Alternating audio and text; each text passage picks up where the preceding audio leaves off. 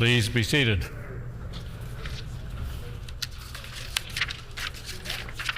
Routine proceedings, introduction of bills, committee reports, tabling of reports. The Honorable Minister of Justice. Speaker, pleased to table the following annual reports for Manitoba Justice. The 22-23 annual report for the Victims' Bill of Rights, Section 31, Subsection 1, Victim Services Complaints, and the 2023 annual report for the Fatality Inquiries Act under Section 43, Sub 1.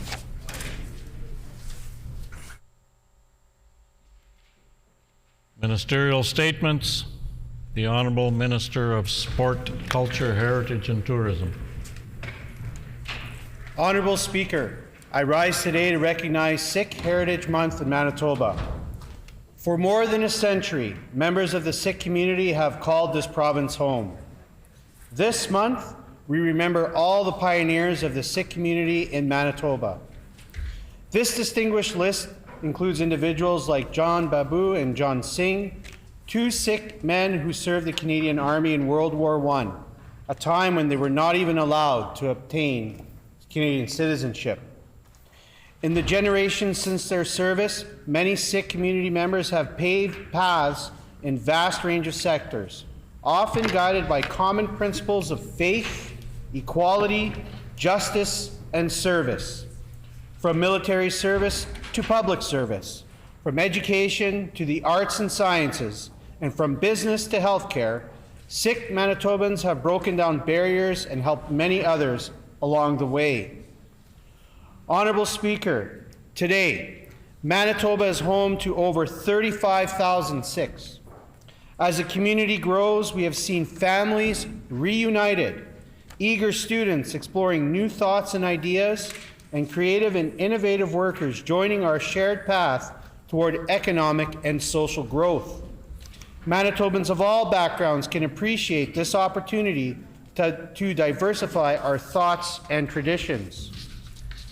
The designation of April as Sikh Heritage Month by both the Province of Manitoba and the Government of Canada is a testament to the important role that the Sikh diaspora has played in shaping our collective provincial and national identities. Increasingly, political service is also becoming more representative of all in our communities. Today, I am proud to serve alongside 3 MLAs of Sikh heritage, the MLA for Burroughs, the MLA for Maples, and the MLA for McPhillips. In addition to public service, the community's members have made valuable contribution to fields such as the arts, medicine and science, social services, business, agricultural, and sport. We value and appreciate efforts, both small and large, that are helping to hold Manitoba into a national leader while promoting our rich and diverse cultural heritage. Honorable Speaker, there's a strong commitment to the value of service through volunteerism within the Sikh faith that mirrors one held by Manitobans of all backgrounds. For so many organizations, volunteers are the driver of their community impact, building community connections, and impacting change wherever they live. I would like to specifically recognize the efforts by women of the Sikh community who recently volunteered to assemble Valentine's Day care kits for women in local shelters. The thoughtful parcels for individuals that have experienced domestic violence and economic challenges were a gesture of kindness that went a long way for the recipients and their supporters. I would like to take this opportunity to recognize the work of Sikh Heritage Manitoba, which works to preserve and celebrate Sikh history and culture in our province. Their efforts include programs and events that highlight the impact of the community. I would encourage all Manitobans to celebrate the diversity of perspectives, traditions, and cultural practices of our Sikh friends and neighbors. There are a range of activities hosted by the community throughout the year, but April is a month of special significance. It includes Vaisakhi, which celebrates the spring harvest, as well as Khalsa Day, which commemorates the Vaisakhi celebration of 1699, when Guru Gobind Singh identified the new practices for baptized Sikhs. Our province continues to evolve, welcoming a diverse range of faiths, traditions, and cultures. By respecting and celebrating our differences, we create inviting spaces for our shared beliefs to flourish and grow. I invite all members of this House and all Manitobans to join me in celebrating Sikh Heritage Month. Thank you.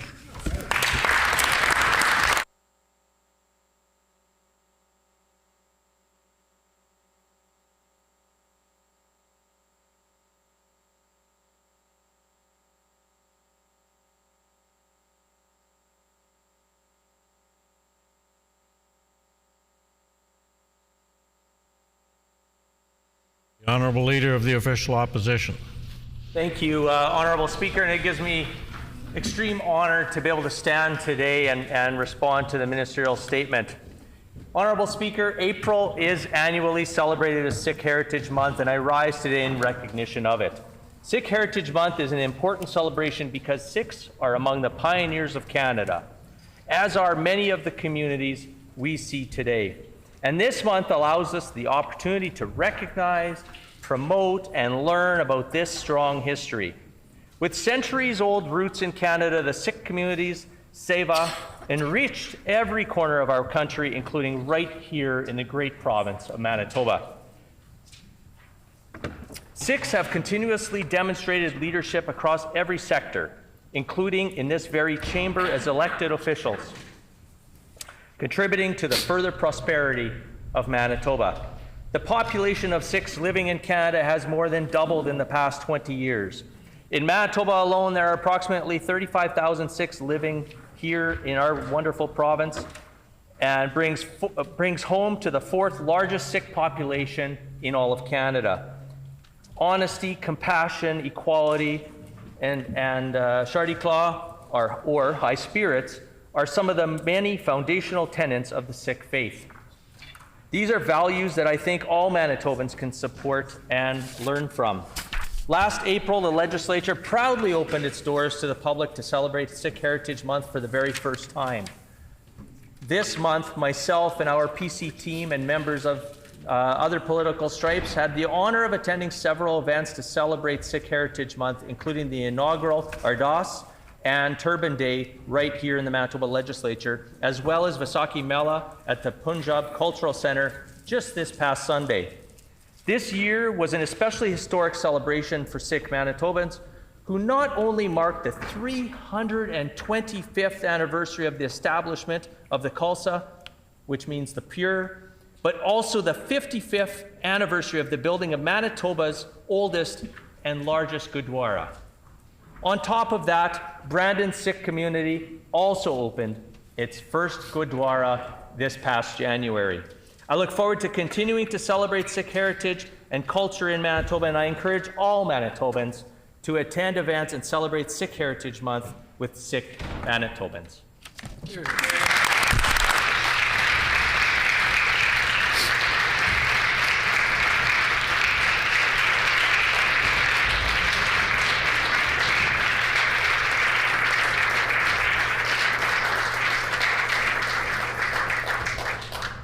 The Honourable Member for Tyndall Park. I ask for leave to respond to the minister's statement. Does the member have leave? Agreed. Leave has been agreed. The Honourable Member for Tyndall Park. Thank you, Honourable Speaker. And I rise this afternoon as April is a very special month that we all recognize as Sikh Heritage Month. And I'd like to welcome our guests here who have joined us in the gallery, Sri Kalji. Sikh Heritage Month here in Manitoba continues to grow rapidly. In fact, Canada is home to one of the largest Sikh populations globally. And I'm so grateful for what Sikhism, in our case, has brought here to Manitoba. You know, Honourable Speaker, over the last couple of weeks, I, along with my colleagues, have had the opportunity to speak at our Sikh Heritage Month here at the Legislature, at events in our communities, and at local Gurdwaras. And this year, I've used these occasions as opportunities to dive into what Sikhism means to me. Honourable Speaker, Sikhism is all about love, kindness, fairness, taking care of one another. It's about equality, treating each other as equals. And this truly is reflected in our communities. When we celebrated here at the Legislature just a couple of weeks ago, I was able to recognize Khalsa Aid and their organization as they highlight and practice these important teachings. They are also celebrating 25 years as an organization this year. Honorable Speaker, I also associate Sikhism with slowing down and taking the time to recognize what is important. I've had the real honor of visiting the Golden Temple on multiple occasions, and it truly is an incredibly surreal experience. I like to describe it as feeling pure peace, a sensation of being blanketed in truth and protection, and for me, it was almost a sense of overwhelming freedom and service all at once. Honorable Speaker, on April 13th, we celebrated Vaisakhi, and it's important to recognize that we do this in honor of the birth of the Khalsa. And what is neat is last time I was in India, just over a year ago, I had the opportunity to visit Anandpur Sahib. This is where the 10th Guru, Guru Gobind Singh, founded the Khalsa in front of thousands of people in 1699. So, Honorable Speaker, whether it be Sikhism being practiced here in Manitoba, servicehood, the Golden Temple and all of its truth, or the birthplace of the Khalsa, we are so fortunate to be exposed to and have the opportunity to learn more about Sikhism. In closing, I want to wish everyone a happy Sikh Heritage Month. Wahi Guru Ji Ka Khalsa, Wahi Guru Ji Ki Fateh. Thank you.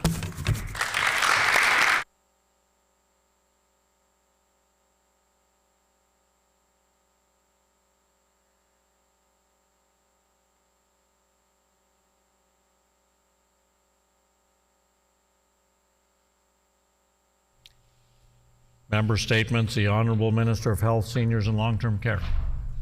Food brings us together. Whether at the dinner table or your local restaurant, food can start conversations across differences and lift up communities.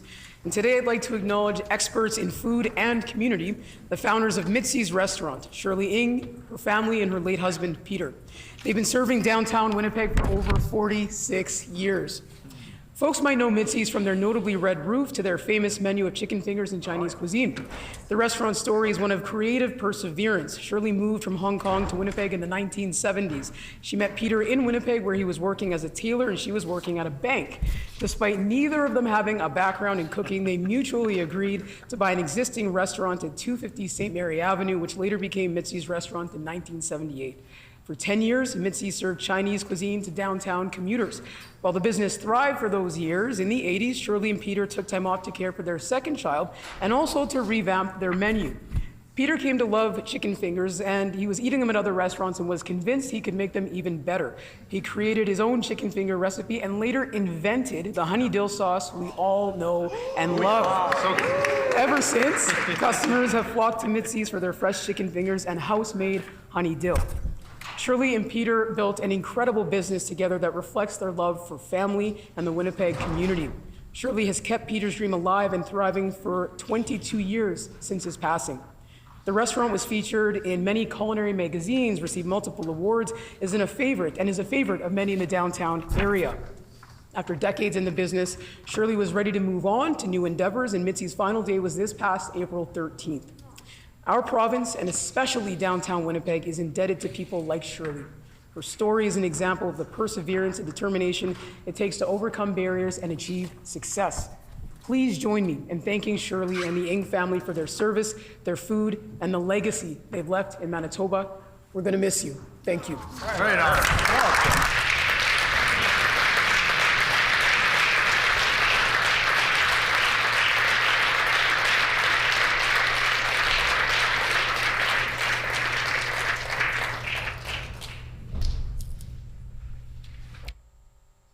The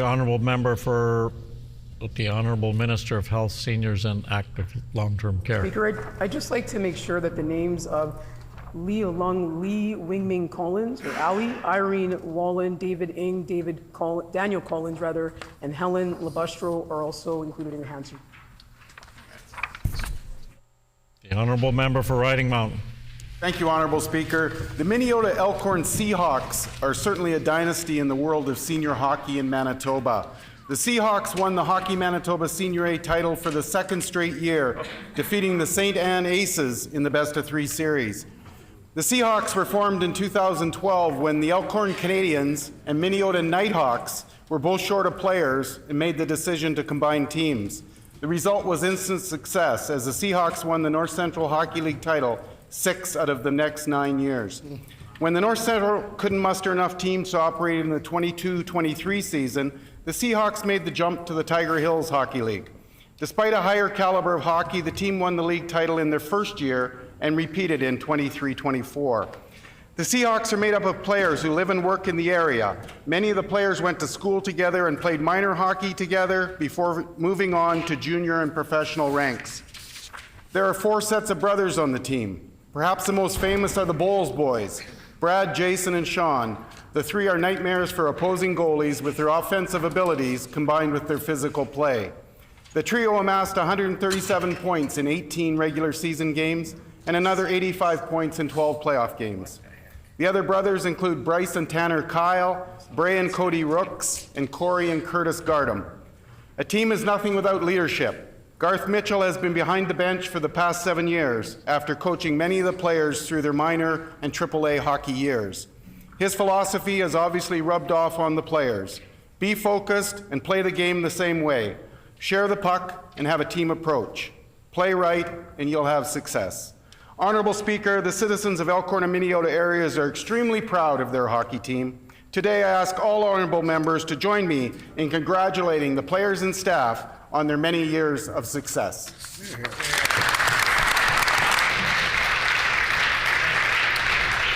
The honourable member for St. Boniface. The honourable member for St. Boniface. Merci, Honourable Speaker.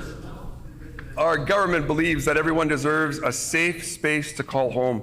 The vision of Habitat for Humanity Manitoba is no different. This organization is committed to mobilizing community partners and volunteers to build affordable housing for low-income families.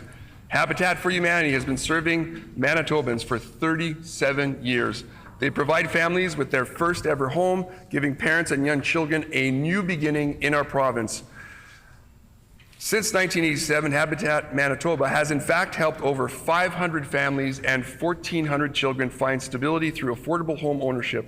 In 2024 alone, Habitat estimates the completion of 23 homes in Manitoba and Kenora, Ontario.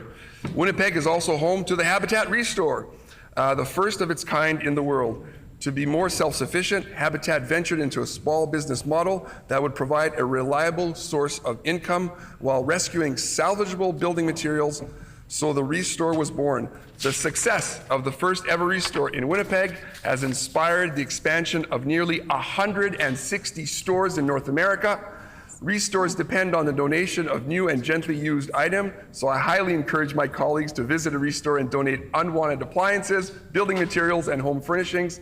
The legacy of Habitat for Humanity is astounding, but none of it could be possible without the incredible leadership of the Habitat Manitoba team and the tremendous dedication of their volunteers. I ask my colleagues to join me in thanking Habitat Manitoba for nearly 40 years of service to our province. In the gallery, please help me honor Jamie Hall, CEO, Vice President Steve Cron, Rob Barkel, Habitat Board Chair Bradley Coop, and Specialist Bella Giamardi. Thank you.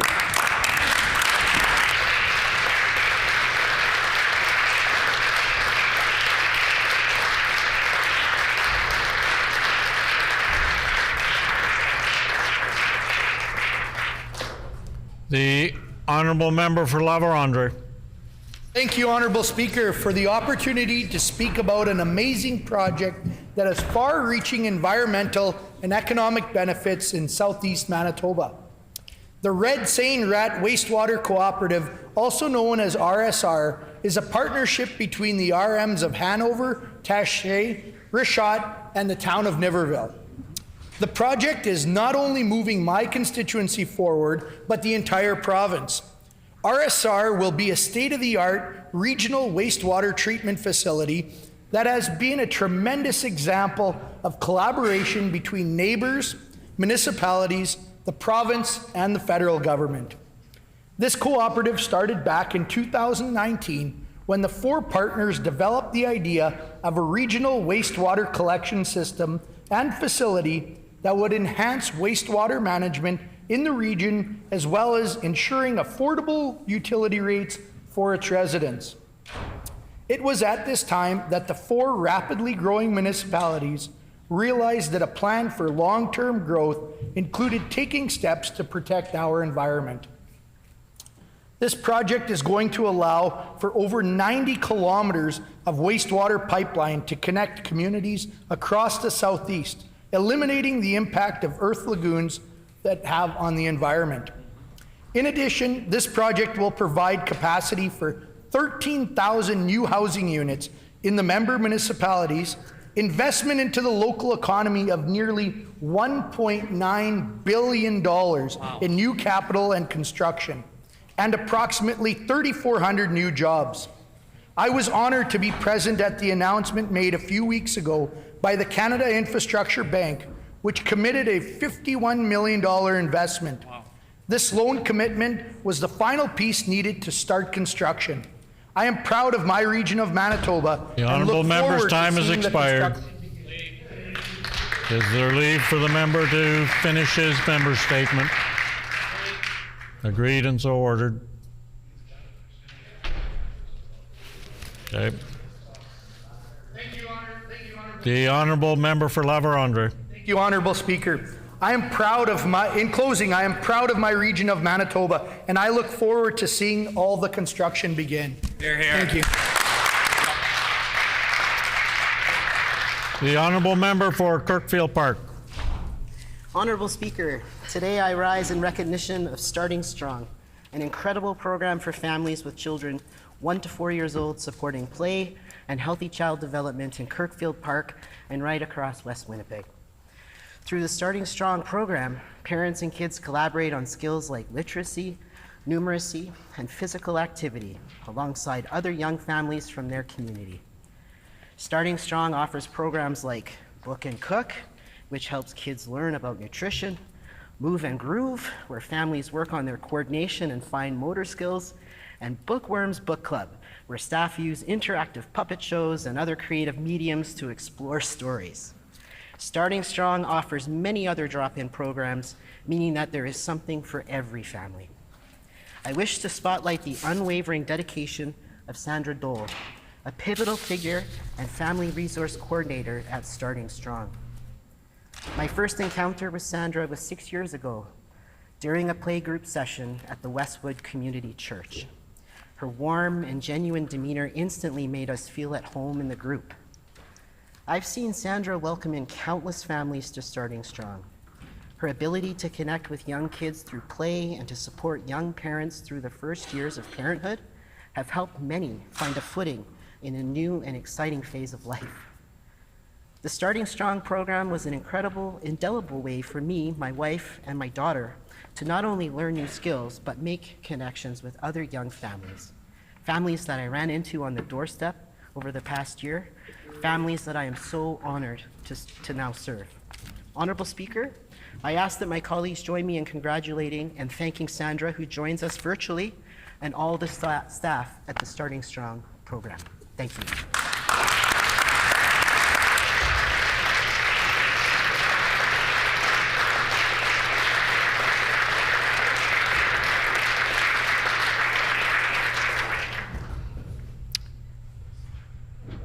Oral questions. The Honourable Leader of the Official Opposition. Thank you, Honourable Speaker. Honourable Speaker, members on this side of the House had heard from students, workers, anxiously waiting the next Manitoba Provincial Nominee Program draw. When is the next scheduled draw for the skilled worker stream and the international education stream? The Honourable Deputy Premier. Honourable Speaker, I welcome the question from the member opposite. Our government takes very seriously matters of immigration, supporting students to be able to get an education here in our province. The diversity of our province, the diversity of Manitoba is our greatest strength. Our team has been hard at work, the minister has been hard at work, making sure that we address the concerns in terms of what's been handed down from the federal government and communicating with families all across the province to provide reassurance. We're going to continue to do the work of cleaning up the mess left by the previous government, the cuts to the department that have caused a lot of harm, and strengthen this area of immigration education for Manitobans across the province. The Honourable Leader of the Official Opposition on a supplementary question. Thank you, Honourable Speaker. It's obvious that the Deputy Premier is learning quite well from the Premier on the not answering any questions.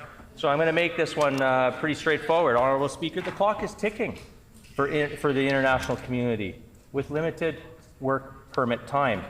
We're looking for answers on their behalf. Is there anything that would prevent a draw for hopeful Manitobans from happening? Yeah, good question. The Honourable Deputy Premier. Honourable Speaker, certainly recognize on this side of the House the importance of communicating with Manitobans, internationally educated Manitobans, folks who are immigrating here, who want to immigrate here, who are here and uncertain about their future due to the federal government's decisions and actions. What our government is doing. Our government has been advocating consistently on this issue. The minister is doing an outstanding job advocating for folks across the province. And I want to commend her for her leadership on that. This is an issue that I know the minister has met directly with community members on and is actively engaged with the federal government to ensure that we have a plan that meets the needs of Manitobans. The Honourable Leader of the Official Opposition on a final supplementary question. Honourable Speaker, we have heard credible and troubling fears from the international community who have requested that we protect their identity to save them from retribution. International community have informed us that they have been threatened by the Minister of Labour and Immigration. The Labour Minister, the MLA for Notre Dame, told the provincial nominee program people that any protests on the failures of this NDP government would result in another 4-month suspension of draws under the MPNP. Freedom of peaceful assembly is a fundamental charter right, and violating that right through threats and intimidation by this NDP government is an absolute abuse of power and is wrong, Honourable Speaker. Will the Premier do the right thing and ask his failing, vindictive minister to resign? Unbelievable.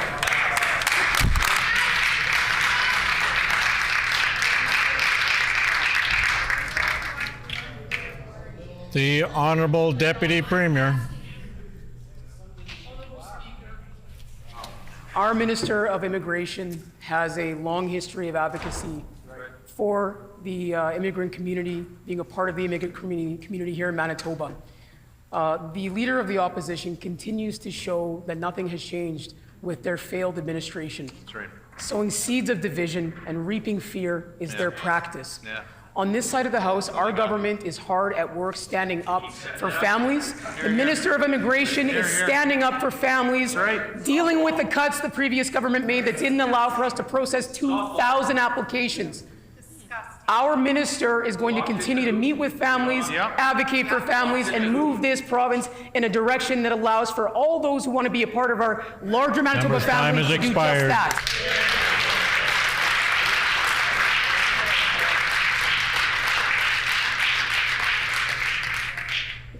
The Honourable Member for Agassiz. Thank you, Honourable Speaker. You just heard from our leader some deeply disturbing information.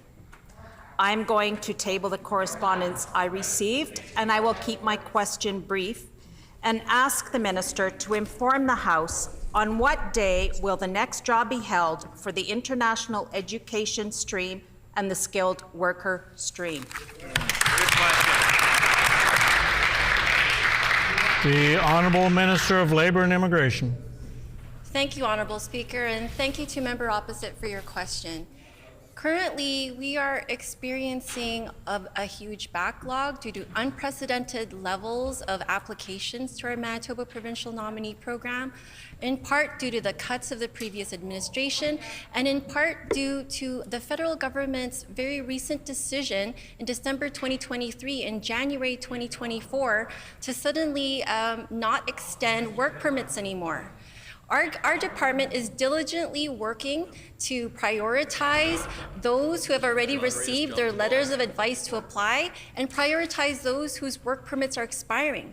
In addition to that, in February, and I continue to meet with the Federal Minister of Immigration. First time has expired.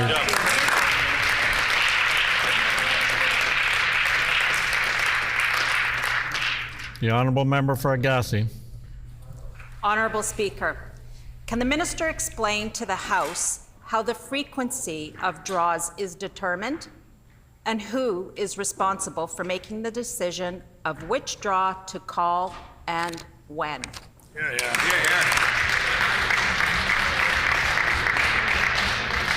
The Honourable Minister of Labour and Immigration.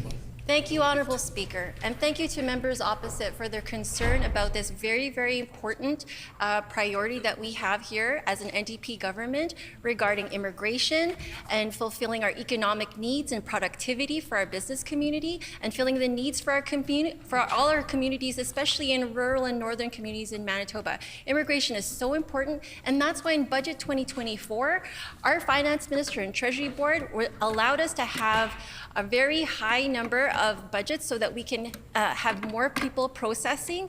Because of the previous PC government, they cut 1/3 of the processors in the previous department, and we are slowly building that back up. Member's time has expired.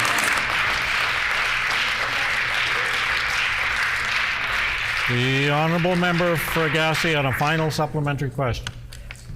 Thank you, Honourable Speaker. I have one final question for the Minister. Why did she threaten to interfere in the draws of the provincial nominee program to prohibit individuals from gathering peacefully here at the Manitoba Legislative Building?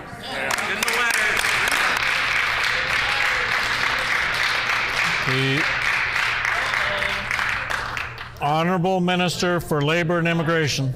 Thank you, Honourable Speaker, and thank you to member opposite for that question. I do not interfere in any of the draws. These draws are suggested by the department based on overarching priorities that we give to the department. I do not have any access to individual files or individual types of identifiers because that would be interference. And that's not something that we do on this side of the House. We are working towards revamping this MP&P program once again to make it a national leader across Canada like it was before. Members opposite pretty much ruined it. Thank you, Honourable Speaker.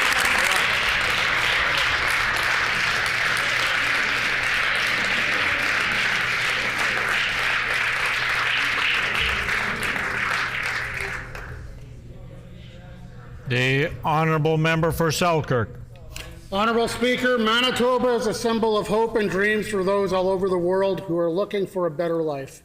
Many are trying to escape government forced control over their lives. We witnessed yesterday the Minister of Justice trying to dominate his control over this chamber time and time again. Isn't that just the opposite of justice? Why does the NDP government use intimidation and coercion to try and control those who disagree against him?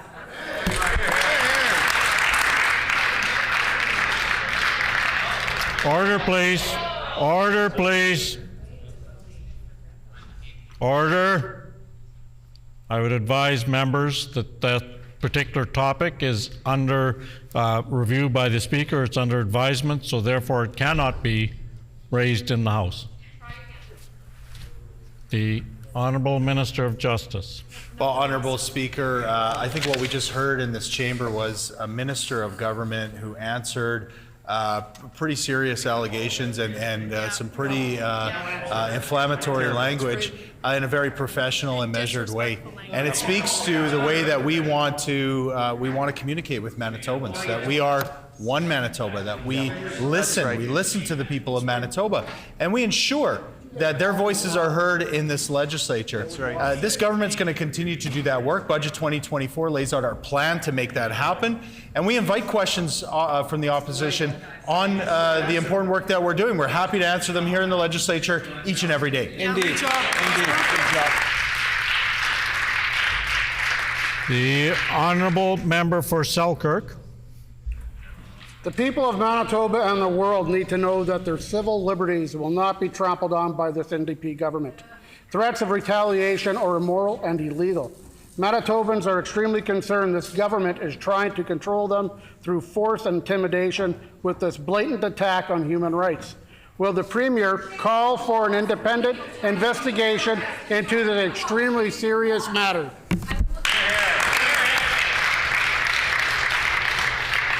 The Honourable Minister of Justice. Well, again, Honourable Speaker, this government spends time out talking to Manitobans, to listening to Manitobans, the voices of Manitobans. And what we're bringing forward is a vision of a positive, unified future. Unity. Now, when I go out and I knock on doors in, say, the constituency of Tuxedo, and I talk to the people in the constituency of Tuxedo, the fine people there tell me they want a government that listens. They want a government that responds and reacts to the good, positive things that are happening in this province. That's why, I guess, our premier has been considered the most popular premier all across the country because of his good work. We're going to continue to do that as a government. The honourable member for Selkirk. It is unbelievable that the NDP government and their minister would threaten the futures of people who dare to disagree with them. The rights of the people to protest against this government is enshrined in our Constitution and laws. Will the NDP government and the Premier denounce this minister and immediately call for a full and transparent independent investigation?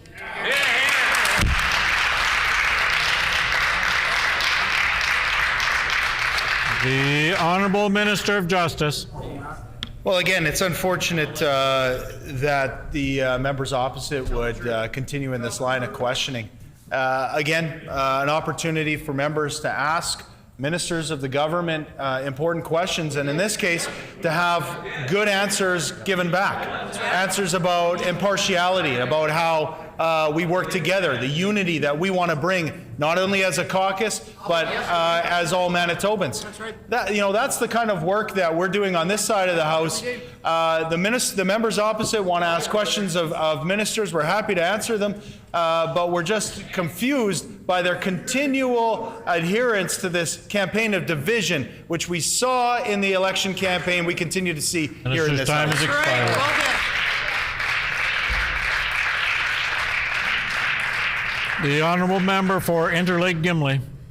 Honourable Speaker, we've consistently heard from members opposite that if individuals wished to protest, they were welcome to do so right here at the Manitoba Legislative Building.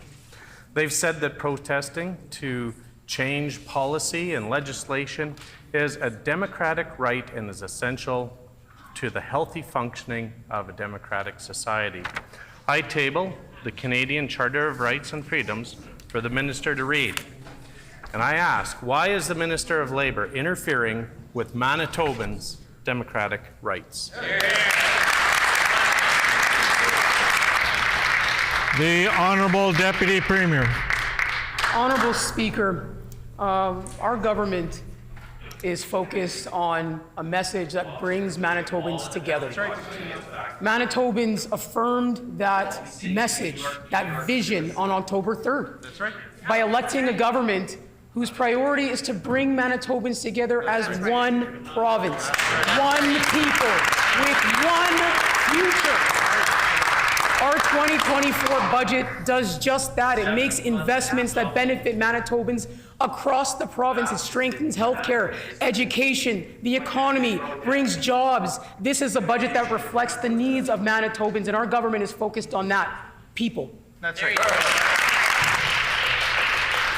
The honourable member for Interlake Gimli on a supplementary question. Honourable Speaker, it is deeply disturbing that we have individuals fearing that they will, if they exercise their democratic rights, that the minister will take away their opportunity to stay in Manitoba. These are individuals who have invested, studied, and worked in our province that are now fearful of consequences from the NDP government that they will inflict upon them. Why is the minister so blatantly abusing her power and threatening individuals? The Honourable Deputy Premier. Honorable Speaker, for 7.5 years, Manitobans watched the previous PC government fight to legislate away the rights, the constitutional rights of children in care. Manitobans watched as members opposite during their campaign shamed Manitobans for coming together, 20,000 Manitobans coming together to say that all Manitobans deserve to be safe and affirmed and uplifted in our province. Black Manitobans and black people across the globe. Manitobans watched for 7.5 years a PC caucus that was focused only on division. That's why Manitobans made a choice on October 3rd to vote for an NDP government that brings people together. We're focused on Manitobans each and every day. We're going to keep investing to make our province Member's stronger time together. has expired.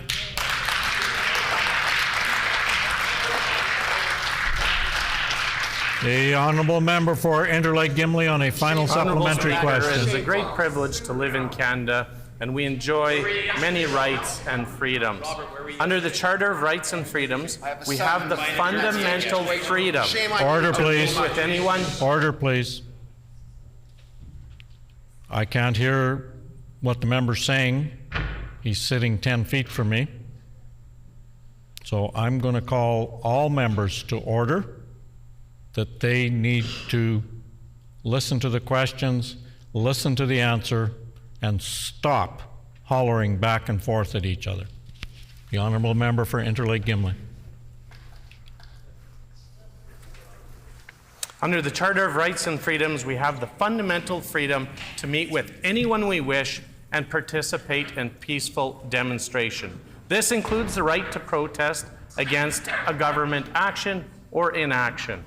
So I ask why the Minister of Labour and Immigration, why are they infringing on the Charter of Rights and using tactics to prohibit the peaceful gathering of individuals here at the Manitoba Legislature? The Honourable Deputy Premier. Honorable Speaker, our government is investing in bringing people together. Our government is investing. The Minister of Immigration has invested in making sure that immigration in Manitoba is strong, that diversity being our strength is a big part of a brighter future here in our province. Our Minister of Immigration has a long history in this province of standing up for those who want to call Manitoba home. And on this side of the House, we stand with our minister. We back up her efforts. She's going to continue, as we all do, to meet and listen to Manitobans. And again, focus on one thing, one future, one province, one Manitoba for all.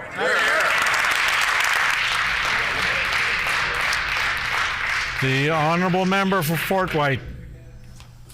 Honourable Speaker, a letter was tabled that shows this Minister of Labour of Immigration using manipulation, coercion, threats of deportation. Now, this minister refuses to even acknowledge this letter. As a proud Canadian Pakistani from an immigrant family, my mother and father came here with nothing more than 2 suitcases and 2 kids in arm. And we are blessed to come here to Canada, and I believe we are better for it, and so is Canada. This behavior and action as the Minister of Labour of Immigration is fundamentally wrong, and she knows that. Why won't this minister even acknowledge the letter that's been tabled today? Here, here. The Honourable Minister of Economic Development, Investment, Trade and Natural Resources. Honourable Speaker, we're very pleased to stand up in this government to welcome people to Manitoba. We know that this is a home for many Manitobans, and we want more people to call Manitoba home.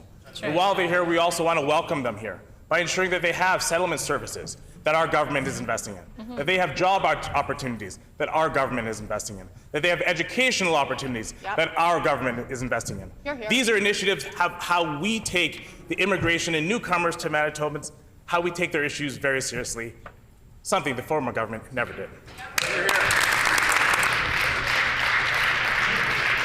The Honourable Member for Fort White on a supplementary question.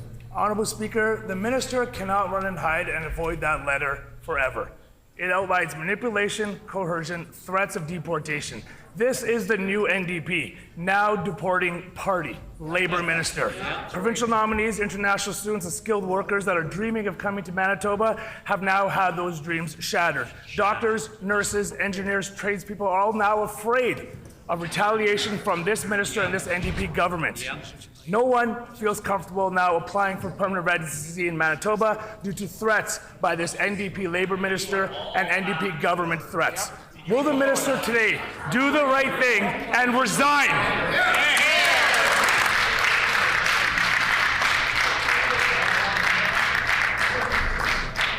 The Honourable Minister of Economic Development, Investment, Trade and Natural Resources. Honourable Speaker, not only do we want to welcome newcomers to Manitoba, but we're investing in their future. We're investing in them by ensuring that we have more educational opportunities. That's why we invested more in our K-12 system. We invested more in our post-secondary system so that newcomers have opportunities to get the skills they need to work and grow in our economy.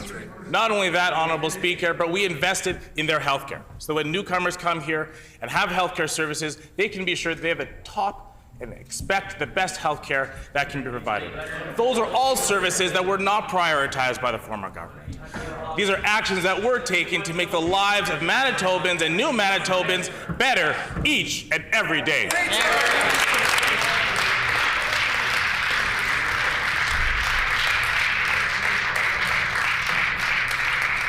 The Honourable Member for Fort White on a supplementary question. Honourable Speaker, these questions are not for the Minister of Economic Development. I know he wants to protect and the Minister of Immigration wants to hide from the letter that's been tabled today. Why won't the Minister of Labour and Immigration stand up and answer the question? They have threatened, coerced, and manipulated hopeful newcomers. Order. All due to what? Negative media stories for this NDP party? There's no way of sugarcoating this, Honourable Speaker. The minister has abused her power of office. This NDP government has abused their power of government. This is against our fundamental rights and Constitution. The minister needs to apologize, and once she's done that, she needs to resign as the Minister of Immigration and Labour. Will the minister resign today? Yes or no?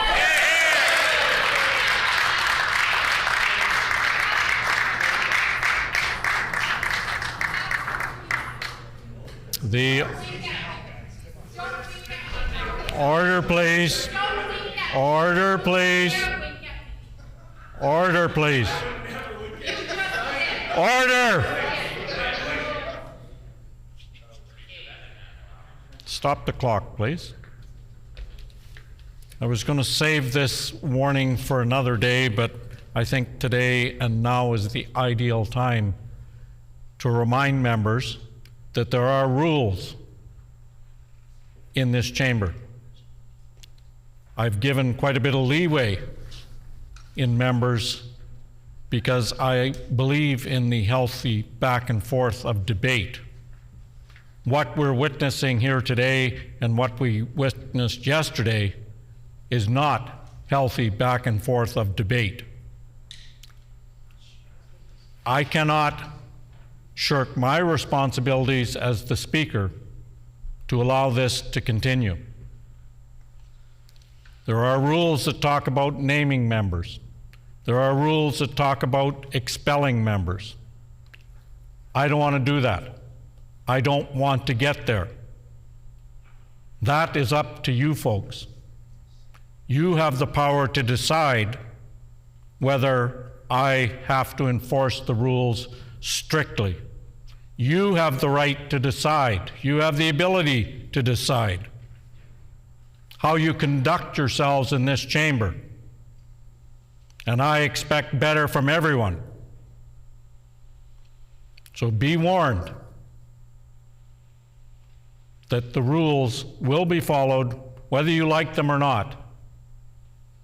I don't plan to stop heckling. It's been a part of the tradition of this type of government since the Westminster type of government came into being. But we have to be respectful of each other. We have to respect that people have different opinions. We have to realize that people outside of this chamber are watching us. People outside of this chamber are listening to us. And it's about time that we showed the people of Manitoba something better than what we've shown in the last few days.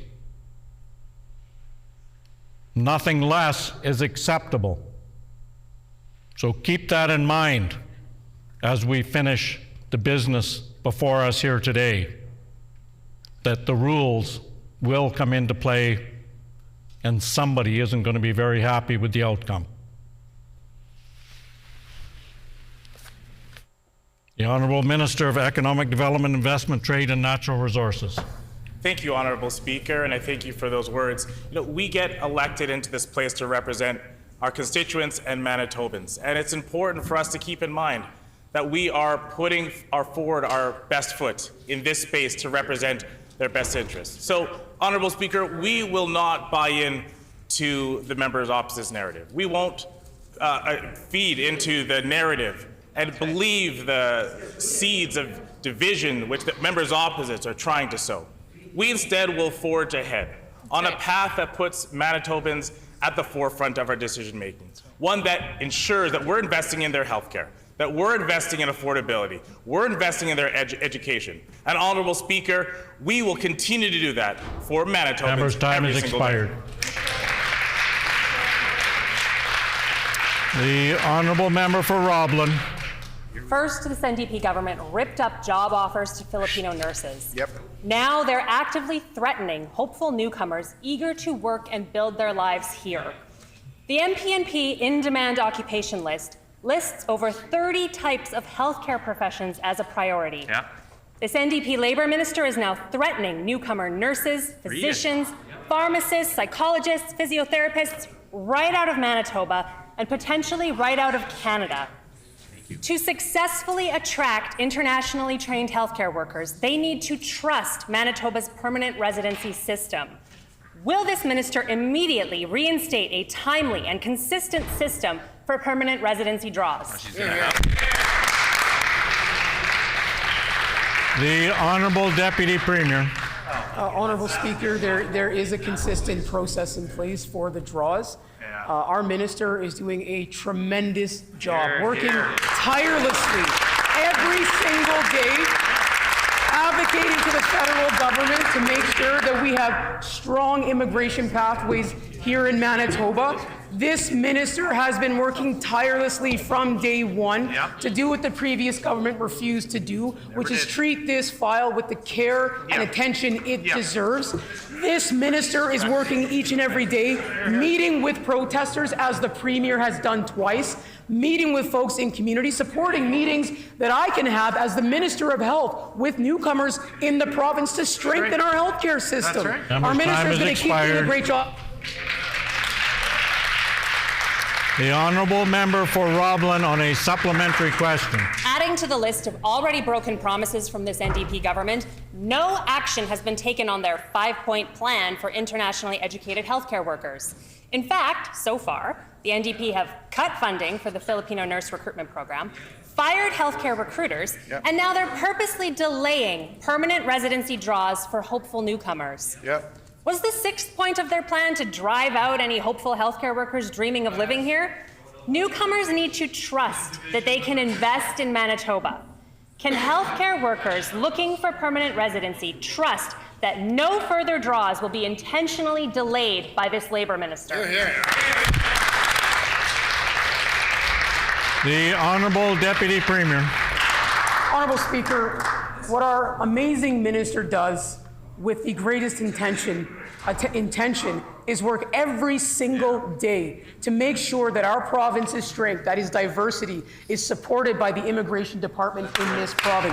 Works tirelessly each and every day to advocate to the federal government, is meeting with newcomers across the province to make sure that their voices are heard and our policies and investments in 2024's budget reflect their needs and concerns. But you don't have to take my word for it.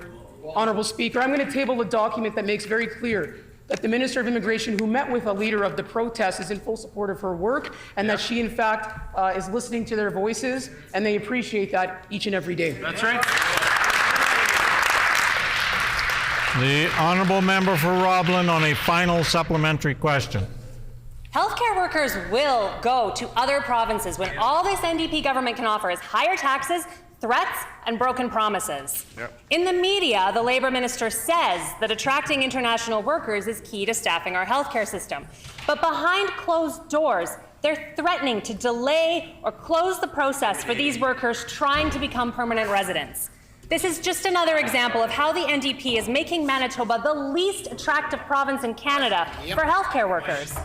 Will this Labour minister immediately reinstate a fair, trustworthy, and honest permanent residency job? The Honourable Deputy Premier. Honourable Speaker, Manitobans rejected division and harmful rhetoric on October 3rd and elected a government that for the first time in Manitoba's history looks like the constituents that we serve. And that is something that Manitobans can be proud of. Our budget invests in making sure that all Manitobans have the opportunity to have a better healthcare system, a stronger healthcare system, a diverse healthcare workforce. Our government is committed to continuing to invest in relationships, a culture in healthcare that is one where people want to be a part of our broader healthcare team. That's a big change. 7.5 years of cuts, closures, disrespect of healthcare workers. But we're doing that work because Manitobans deserve a government and a healthcare system that works for them. Right. The Honourable Member for Tyndall Park. Thank you, Honourable Speaker. Media has reported that several Spirit Rising homes have been raided by police following allegations that workers were providing cannabis to youth daily. We cannot assume that this is just a one-off case from a singular group home. Can the Minister confirm to the House today whether she has undertaken a comprehensive review, particularly of for-profit homes, to confirm that no other homes have been providing drugs to kids? The Honourable Minister of Families. Miigwech, Honourable Speaker, and I want to thank my colleague across the way for a very important question that she poses today. I want to assure the House and I want to assure Manitobans that when we became aware of some of the concerns with Spirit Rising House, I, as Minister responsible, took immediate action, followed by our department. And I also just want to stress out there and acknowledge all of the folks that came together in an immediate fashion to be able to ensure that the children that were housed at Spirit Rising House were well taken care of. His time has expired. The Honourable Member for Tyndall Park on a supplementary question. Thank you, Honourable Speaker. Accountability of group homes has been a continual issue. For example, a group home in Brandon was shut down due to the misappropriation of funds meant for kids in their care. That is why it is surprising that the Minister cut funding to the unit in her department in charge of accountability for departmentally funded agencies. Considering these concerns, can the Minister explain why she wants to reduce accountability for group homes? And I table these numbers now. The Honourable Minister of Families. Which, Honourable Speaker, and miigwech to the member opposite for the question. Again, I want to reiterate that as Minister responsible, I take very seriously the safety and protection of children that are in care across the province. That's right. I do want to also say that, in fact, we are reviewing our relationships with all for-profit providers here in Manitoba to ensure that we don't see another situation like Spirit Rising House, which I would imagine that all of us in the chamber can agree is an unacceptable form of practice of giving on unauthorized, unprescribed drugs to children, some of the most vulnerable and marginalized of Manitoba. The Honourable Member for Tyndall Park on a final supplementary question. Thank you, Honourable Speaker. This situation is so horrific because leadership at these group homes are often looked up to as mentors. However, now we are learning these mentors have been providing drugs to our most vulnerable kids. News about Spirit Rising first broke months ago, yet we fail to see any concrete solutions from this government on preventing something like this from happening again. Considering this serious news, why was there no mention of a comprehensive youth mental health strategy in the government's first budget? The Honourable Minister of Families. Miigwech, Honourable Speaker. I want to disabuse the member opposite for the erroneous commentary that she's just put on the record. Let me be explicitly clear. I, as Minister, take this issue very seriously. Our department takes this issue very seriously. Our authorities takes this issue very seriously, as well as our agencies. And in responding to Spirit Rising House, all of us came together to work collectively and comprehensively to ensure that children are protected and taken care of. And so I would disabuse what the member's putting forward. And I just want to take this quick moment to acknowledge and lift up all of the folks that did the heavy lifting and making sure children were protected. The honourable member for Radisson.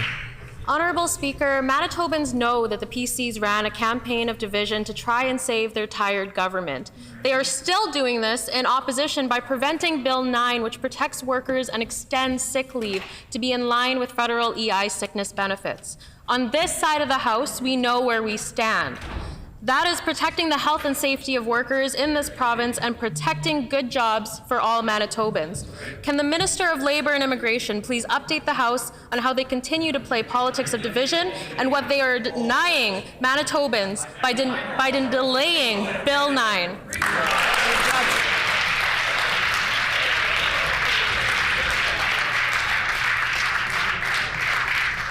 The Honourable Minister for Labour and Immigration. Shameful, uncaring behavior on this PC caucus's part to hold up Bill 9. This bill would grant up to 26 weeks of unpaid, job-protected leave to workers with serious illness and injury, and match that unpaid job-protected leave with EI benefits from the federal government.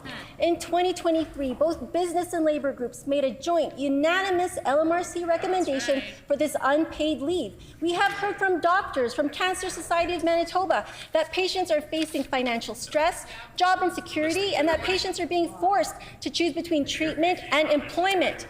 Doctors have even reported of cases where patients died because they couldn't take time off work from cancer treatment. Member's time has expired.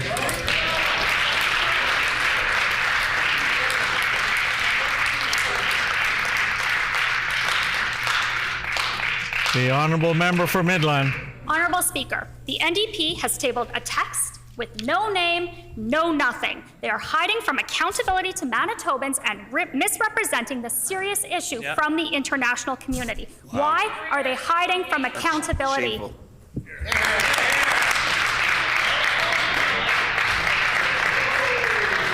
The Honourable Deputy Premier.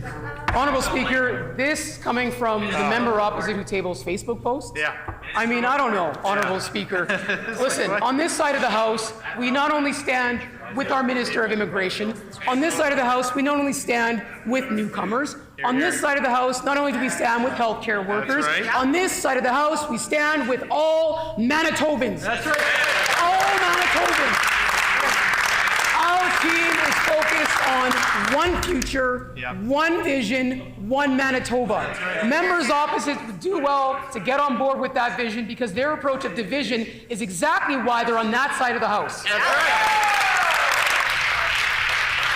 The honourable member for Midland on a supplementary question. Is becoming a pattern with this NDP government. First, the Families Minister refused to call a public inquiry into CFS mismanagement under her watch. Then she hid from the media in New York during a crisis. Now the Premier is refusing to call an immediate independent investigation into the abuse of power on display from this Labour minister. This is a pattern with the NDP hiding in New York from accountability to the public. This situation is unacceptable and fundamentally wrong. Is New York where NDP accountability goes to hide?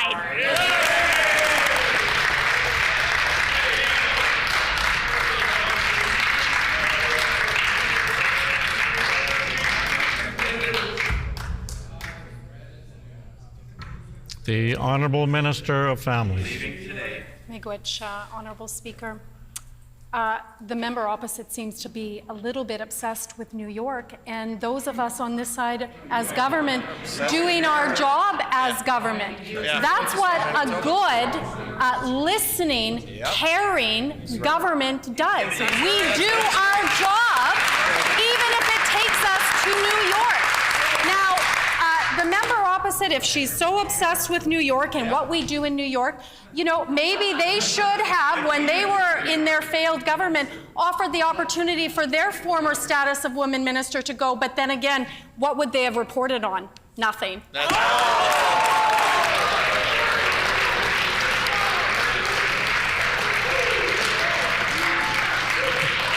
Order.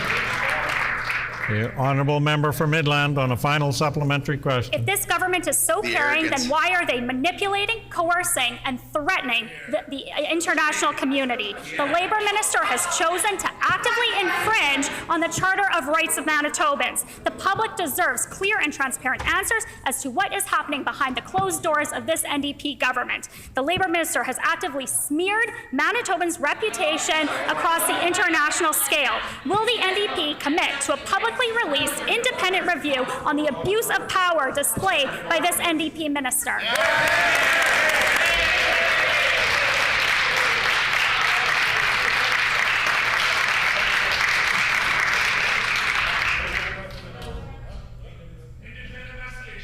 Order. The Honourable Minister of Families. Miigwech, Honourable Speaker. So again, I just want to remind members opposite that this is supposed to be a chamber of truth. And repeatedly what we are hearing is erroneous facts being put on the, on the record. I want to remind every single member opposite there of the detrimental impact that they had to PNP with their cuts, trying to do government on the cheap, and then actually forcing newcomers to pay a $500 head tax. Wow. That's what you all did. That's right.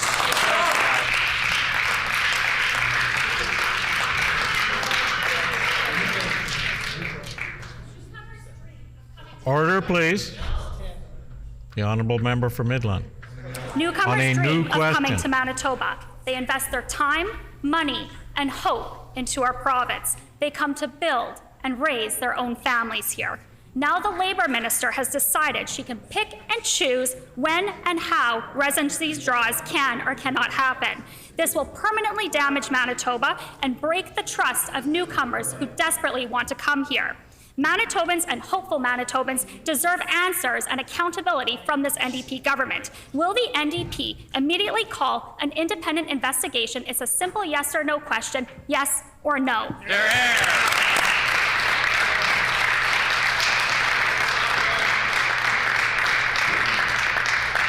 The Honourable Minister of Families. No. And also, we support our minister. Our minister is doing a phenomenal job. It's a job that she takes seriously. It's a job that she has the capacity and the commitment and the dedication to fixing the mess that you all left us and left Manitobans. We're proud of the province that we're moving forward to get together. Again, one Manitoba that is a welcoming province led by an amazing minister that we have full confidence in. Right.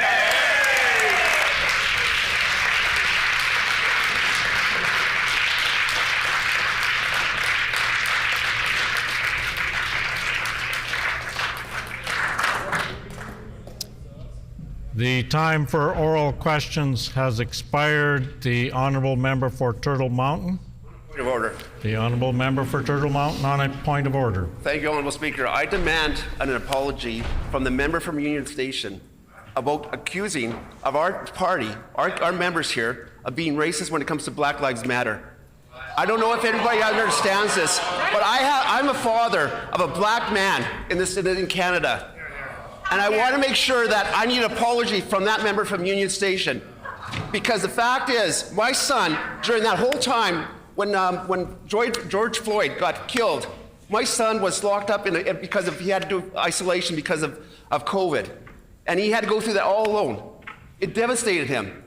He has an uncle that he used to. Hey. Can I talk? No.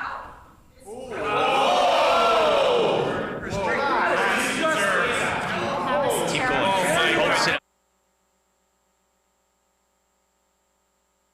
Order. I would call all members to order. When a member is speaking on a point of order, there should be silence from other members. You may not like what the member has to say, and there will be the opportunity for someone to respond, but sitting there hollering will not be acceptable. The honourable member for Turtle Mountain. Thank you, Honourable Speaker. Honourable Speaker, I don't know if a lot of members know this, but some of them were actually, one of them was at the funeral of my mother-in-law, who actually immigrated here to Canada from Jamaica to work as a domestic housekeeper. She came here. Since she came here, there was a government that gave her the opportunity, was a PC party government. From the day that she got here, she supported the PC party.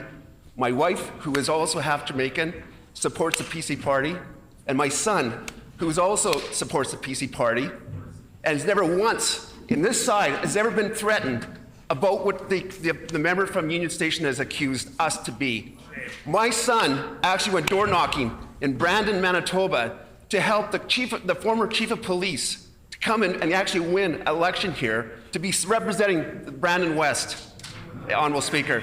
So I demand an apology. And my son also used to go to hockey school with my brother-in-law, who used to be an NHL hockey coach. He actually coached. He actually worked at the hockey school with Bob Hartley in York, Pennsylvania. And I remember one time when my son was driving with him from Dallas, Texas, where he used to coach, to go to York, Pennsylvania. He told my sons, "You got to watch. If we ever get stopped by the police, you got to show that you have your hands showing, because the fact is, you don't know when if something ever happens." Not once does my son ever feels that way in Canada.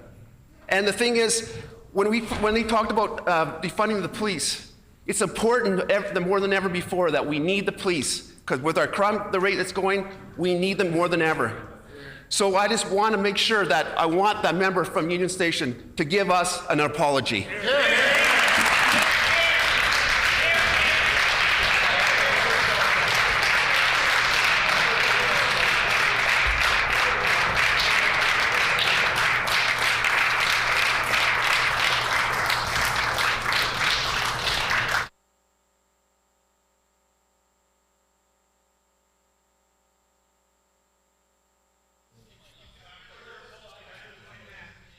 Are there any other members wishing to speak to the point of order? The Honourable Deputy Premier. Honourable Speaker, I will not apologize to that member. I will not apologize to any member of that caucus. Honourable Speaker, I'm very proud to be one of the first 3 Black MLAs elected to this legislature. I recognize that when I'm in this chamber, when I'm out in our communities, I represent all Manitobans, quite frankly, because all Manitobans, I believe at the heart of hearts, want our province to be a place for everyone, Black Manitobans included. I'll admit it was difficult, not so much for me, but for my family, to, during the campaign, open up newspapers, to see literature of a picture of me at a Black Lives Matter rally that members opposite used to try to imply that somehow I was a threat to safety of people in this province. I am very proud to be someone who has long advocated for justice, equity, and equality for all people in Manitoba. I will never, ever apologize for that. And I will never apologize for making it very clear that when anyone uses their position of power or platform to target folks who are already vulnerable, that when anyone uses their platform to target those who deserve to be treated with respect, dignity, and affirmation, I will never apologize for simply recognizing that that does real harm. And I'm proud to be part of a team that recognizes that all Manitobans deserve a place here in our province where they know we are one province.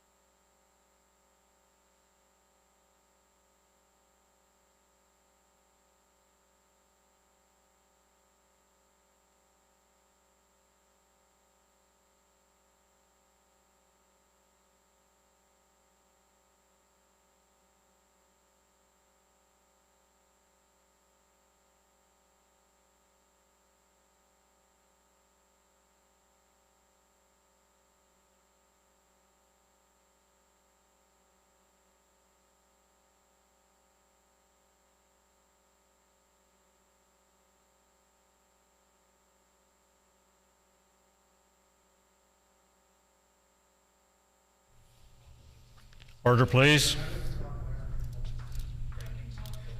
Order, please. I would advise the member that he does not have a point of order. However, I will advise all members, as I just said a few minutes ago, words are important. How they are interpreted by others are just as important. We need to, in this place in particular, always be cognizant of the words we use and how they're perceived. Many members in this chamber come from different backgrounds, have different thoughts, different processes, and interpret what's being said and what's being done differently.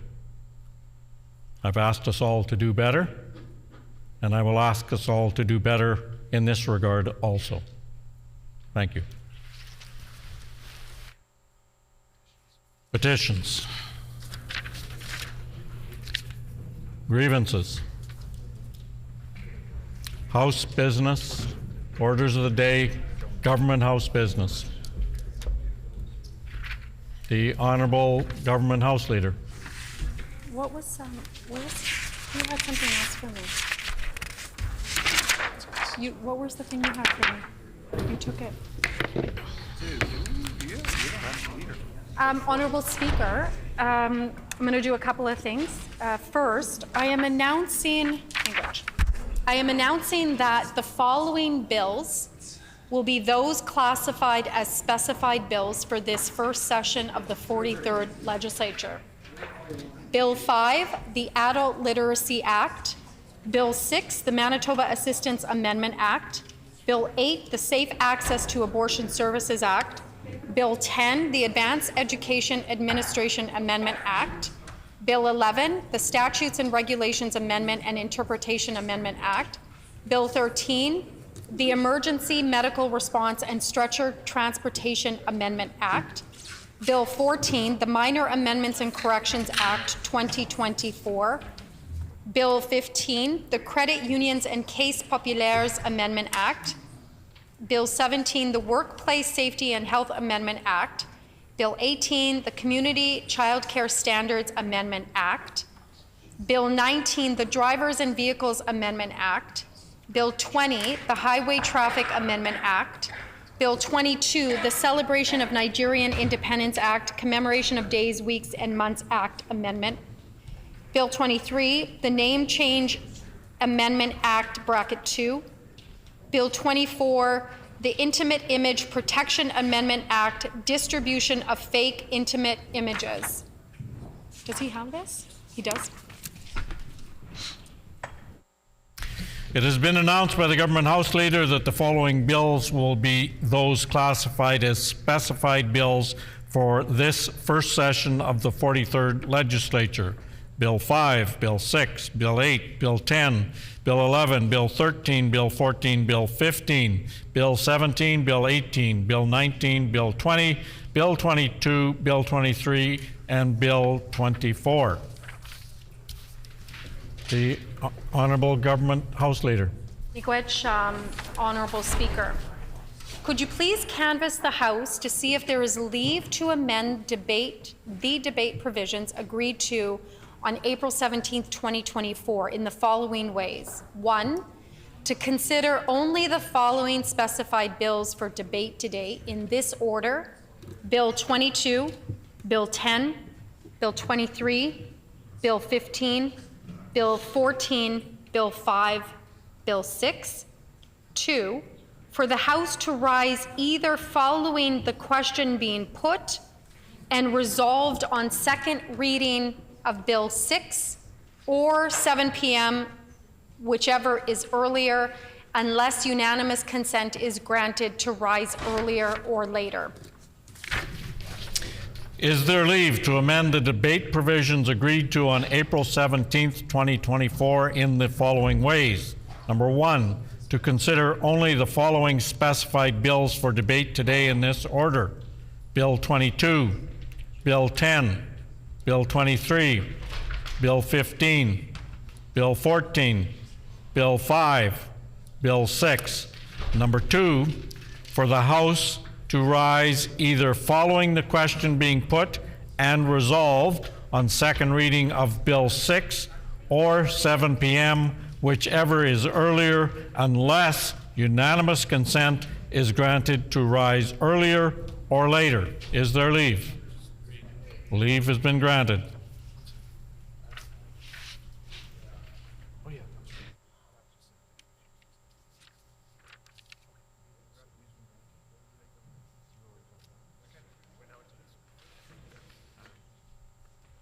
Okay. As per the agreement in the House yesterday, the House will consider second reading of specified bills under the provisions set out in Subrule 2, bracket 10. Today is the 14th sitting day after first reading completion day. All government bills that had first reading moved within 20 sitting days of the throne speech and have been designated by the government as specified but not designated by the opposition as designated bills are eligible to have a second reading moved today. For each such bill, the minister can speak for a maximum of 10 minutes, followed by up to 15-minute question and answer period. Critics of recognized parties and independent members may then speak for a maximum of 10 minutes per bill, following which I will put the question on second reading of the bill. If such a bill had been previously called for debate, all remaining actions just identified will be dealt with before the question will be put. As agreed, the House shall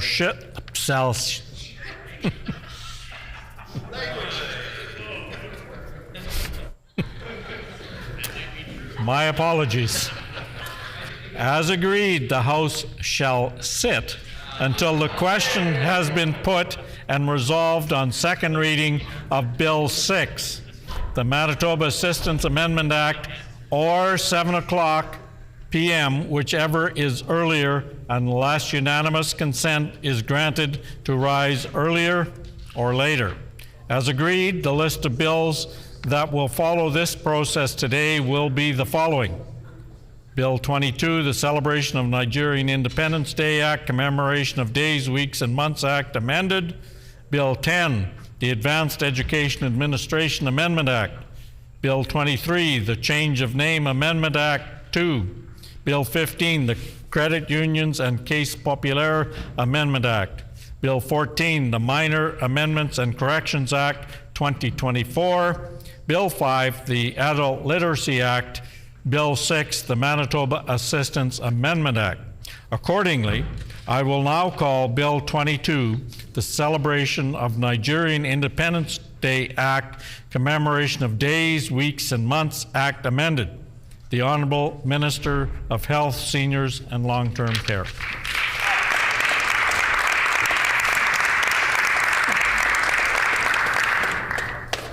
I move, seconded by the Minister for Environment and Climate Change, that Bill 22, the Celebration of Nigerian Independence Day Act, be now read a second time and referred to a committee of this House. Thanks.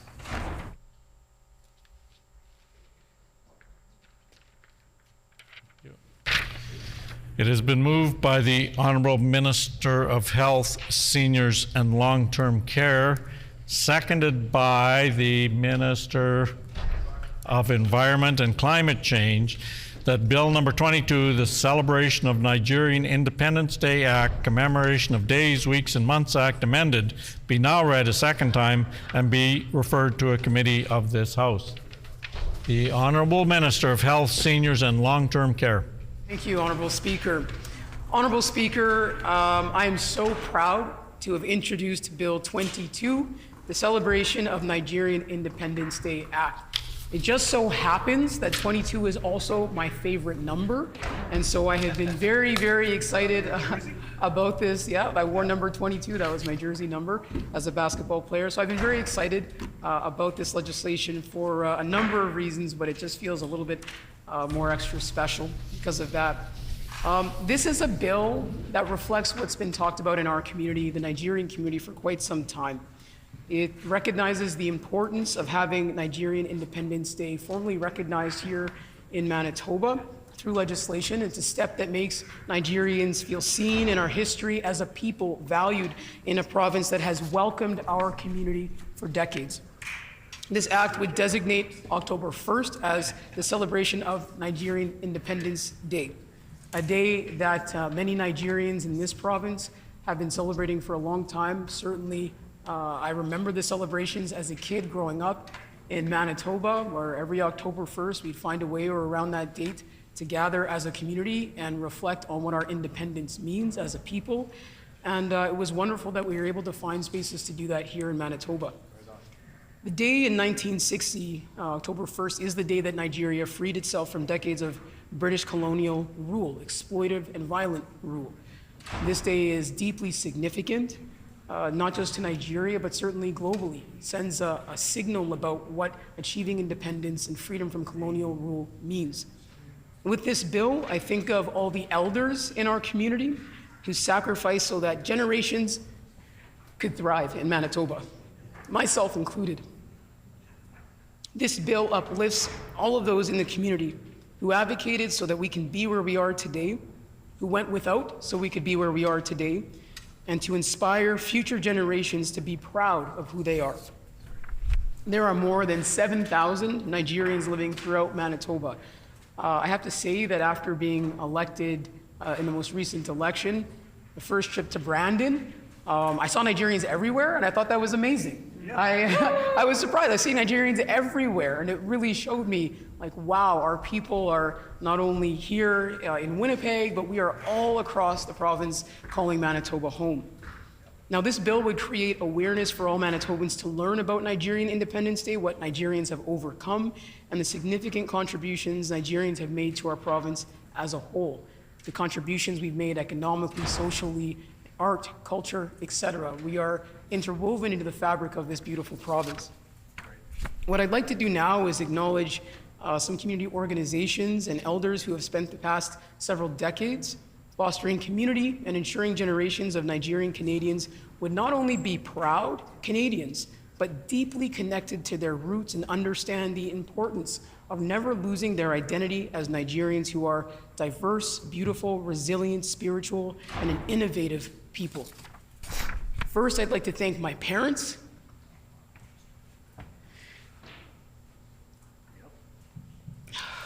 Doris Asaguera, my mother, who immigrated here a few short years after my father, Dr. Casey Asaguera. I don't know why my father didn't tell her how cold it was. She arrived here and didn't have a proper winter jacket and was pretty shocked at just how cold it was. But the warmth of this province embraced her very quickly. And my parents instilled an understanding and an appreciation in us of how fortunate we were to be Canadians and how blessed we were to be Nigerians, Igbo Nigerians. Their commitment not only to their kids, but to our communities has contributed to a really tight-knit and growing community here in the province. And I'm really proud. I'm really proud of the work that my parents did. I'm really proud of the work that my mother did and continues to do as a leader, as a matriarch in our community who has worked in early childhood education for my entire life and who will be retiring from early childhood education on her birthday this coming fall, and has made it a point of being somebody who also extends a warm welcome to Nigerians and all newcomers when they arrive in Winnipeg. She ends up being that warm blanket that she benefited from many years ago. It is so important, the work that elders have done. Elders like Chief Jim Oguninoki, Dr. Ed Onyebuchi, Titi Tajani, Dr. Anya Dike, Yisa Okinbalaji, and more. There are so many people that I intend to recognize and uplift as this bill makes its way, hopefully unanimously through the House, in order to recognize and thank them for their contributions to our community and province. Organizations like ACOMI, the Umana Association of Manitoba, NAMI, have been leading the way for decades, bringing people together, providing education and awareness, advocacy and support, which has helped our community to grow and continues to do so. I'm very proud of the ways in which our community has grown, fostered connection, and has expanded the ways in which we navigate our society. Kids of all identities in the Nigerian community are being raised to be authentic, to know that they'll be loved by their elders, to know that they'll be held by their broader Manitoban community. And this bill recognizes not only how long we've been in Manitoba, how long we've been free in Nigeria, but how far we've come as a people and where we're headed together. And so while there's much more I look forward to saying, for right now, I just want to express my thanks, not only to the elders and leaders and families, but also to the first peoples of these lands, the first peoples of these lands who welcomed our communities, our Nigerian communities here in Manitoba. We have a shared history of colonization, which is a painful thread, but it's important to acknowledge. And we have also, I believe, a shared future, which is very bright. Thank you.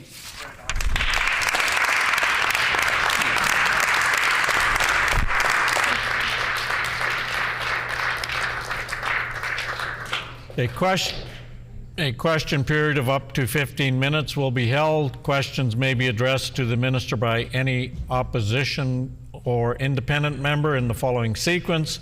First, question by the official opposition critic or designate. Subsequent questions asked by critics or designates from other recognized opposition parties. Subsequent questions asked by each independent member. Remaining questions to be asked by any opposition members, and no question or answer shall exceed 45 seconds. The floor is now open for questions. The honourable member for Dawson Trail. Thank you, Honourable Speaker. I would like to ask the member who they consulted on this important bill to yourself. The Honourable Minister of Health, Seniors and Long-Term Care. Thank the member for that question. I had the opportunity, thankfully, to be able to meet with almost 100 members of our community on a couple of occasions, elders predominantly, youth as well, and organizations, in order to get ideas and thoughts about, what does it mean to be a Nigerian in Manitoba, to understand the historical landscape in doing the work to bringing this bill forward.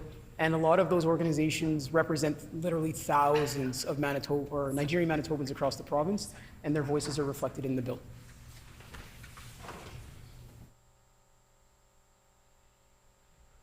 The honourable member for Fort White. Thank you, Honourable Speaker, and I want to thank the member for Union Station bringing this forward. We might not agree on a lot, if anything, in this House, and it does get very heated, but on this Bill 22, I'm very happy to see this come forward, and I want to congratulate the member for that. So at times we can come together to recognize great things that are happening, the celebration of the Nigerian community in this province. So on that, I want to say congratulations. I also, quickly, you mentioned your parents quickly. How proud are your parents of you for getting this through today? The Honourable Minister of Health, Seniors and Long-Term Care. I thank the member for that question and for the support of this legislation. It is very difficult to talk about my parents, my mom especially, not get emotional, because my mom has had a hard journey, and yet has always put people first and has really modeled what it means to be in community in a good way. And I know that my parents are proud. I know my mom is proud, but honestly, I am so exceedingly proud of her. I'm proud of the person that she is. I'm proud of the role that she has in community. And this is like a very small thing that I can do to recognize the elders in our community who've done so much.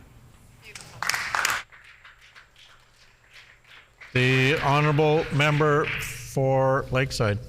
Well, thank you, Honourable Speaker, and I too want to congratulate the member on this bill that's been brought forward here. I'm quite positive it's going to pass unanimously today. But I just a curious question, if the member could speak about some of the different Nigerian community associations in our province of Manitoba and if they support this bill, which I'm sure they do. Honourable Minister of Health, Seniors and Long-Term Care. Thank the member for that question, and I appreciate his support for this legislation. There are I mean, so many different Nigerian communities. There are many. I'm Igbo myself, so our people come from the southeastern region of Nigeria. And I consulted with community organizations across the spectrum of identities of Nigerians. So across faiths, we have a lot of Nigerians who are Christian, Catholic, Muslim faith background. We have folks who come from all regions who are reflected in this legislation. It was really important to get a good capture of the community organizations and the diversity of them, and they are reflected in this legislation, which I think is a really important thing. The honourable member for Fort White. Thank you, Honourable Speaker. And, one of the greatest honors I had is being the former Minister of Sport, Culture and Heritage, getting out to a lot of community events. The Nigerian community is so welcoming. They're so amazing. Their food, their festivities, their music, their stories, all of it. It was an honor for me to, and our previous government, and I'm sure this government now, to support the diversity in communities. Nigerian community is one of them. I'm just curious, and I'm sure the minister, the member from your station will do this, just curious on if they have any plans on how they want to continue to support the Nigerian community, because it is an amazing community. The Honourable Minister of Health, Seniors and Long-Term Care. I appreciate that question from the member opposite. Again, he's already acknowledged that we don't agree on everything, and sometimes there's a little bit of tension. But where we certainly do agree is that the Nigerian community is amazing. Nigerian community is amazing. We are a welcoming, loving, proud, loud community, and there's going to be a big celebration. This bill will become law, hopefully, and the community will, in a new way, be able to celebrate Independence Day, knowing that they've got the backing of the province behind them, the unanimous support of their elected officials behind them, and I think that's really special. So next October 1st, I'm going to extend the invitation in advance for all folks, the clerks, the pages, bring your families, and let's celebrate Nigerian Independence Day together. The honourable member for Fort White. I want to thank the member for your station for that one. And on the last question from this side of the House, I guess, is the member and I have gone to the last 2 years, I believe, the African Canadian Cup, where Nigeria, I believe, won last year or the year before. I think we're 1-1 in that bet so far. So I'm just wondering if the member from your station wants to go double or nothing this year on the third year of the African Canadian Cup. Thank you, Honourable Speaker. The Honourable Minister of Health, Seniors and Long-Term Care. I appreciate that question from the member opposite. I personally do not make bets of any kind, but if I were a betting person, I would put all the money I have on Nigeria for the African Cup of Nations this coming summer. It's a great event put on by some wonderful folks and Nigerians, West Africans, East Africans. It's a great effort. I want to shout out Godet and Segon for their efforts to pull that together. And it speaks to the heart of this legislation, that Nigerians and Africans bring people together. And that speaks to our government's approach to leading. Bringing people together means you get the best results. So I'm proud that this bill is bringing folks together in this House, and I hope we continue to see more of that as we move forward in this session. Thanks. There are no further questions. The floor is open for debate. The Honourable Member for Dawson Trail.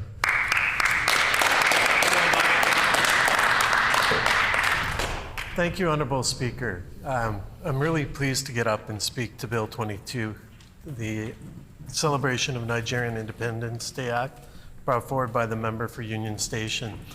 After today's question period, I love that we can start on something that's going to unify us and keep us on a calmer note. I would also like to thank the member for Union Station for bringing forward this bill to the House today. Bill 22, the celebration of the Nigerian Independence Day Act, holds a significant value for many reasons. Honourable Speaker, commemoration days are both somber and inspirational. Somber because they usually signify a time when sacrifices were made for a cause or a fight for equal rights, for justice. Inspirational because it signifies a time of unity and solidarity, a time of peace and equity and equality. October 1st will always remain an emotionally memorable day for Nigerians around the world. Commemoration days should inspire us all to advocate for human rights, to step up and act when needed, and work together towards a just, compassionate society.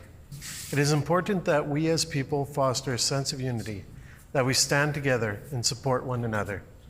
The celebration of Nigerian Independence Day is an acknowledgement of the history and the resilience of the Nigerian people. History is the knowledge of the study of the past. It is the story of the past and a form of collective memory. History is a story of who we are, where we come from, and where we are going. When we remember and reflect on past history, we gain insightful information into ideologies and actions that can lead to positive change in the future. It is important that we stand together and raise awareness about issues and historical events. We have a duty to learn about the past and to do everything we can to ensure certain things do not happen again. This is why I would like to thank the many Nigerian associations of the province for the great work they do. And with those words, Honourable Speaker, I will let the floor go to someone else. The Honourable Member for Tyndall Park. Thank you, Honourable Speaker, and I'm very happy to be able to rise and just put a few words here on record. I'd like to thank the Minister for bringing forward this piece of legislation, and through their description of the legislation and listening to them speak, you can tell they hold it very, very close to heart, and that makes such a profound impact here in the Manitoba Legislature. And I love that the bill number is also their favorite number. I think that just makes it extra special, Honourable Speaker. Nigerian Manitobans are so incredibly important to the fabric of Manitoba's multicultural society. In fact, they make up one of the largest groups of racialized people here in Canada. And you can tell this through everything that they've contributed through our country as a whole and right here in Manitoba. The member made mention to this, but no matter where you go in Manitoba, even out in Brandon, we are seeing larger and larger groups and populations from the Nigerian community continue to grow. And this is something that makes all of us here, I am sure, exceptionally proud to be living here in Manitoba. I learned a lot through the debate and stories shared from the member who brought forward this legislation just about Nigerian history. And it was very informative and helpful, and it really motivates us to have a better understanding of our history, of Nigerian history, of what really makes Canada and the world what it is today. So I'm very pleased to see this bill continue on with unanimous support from the House, and looking forward to committee. Thank you, Honourable Speaker.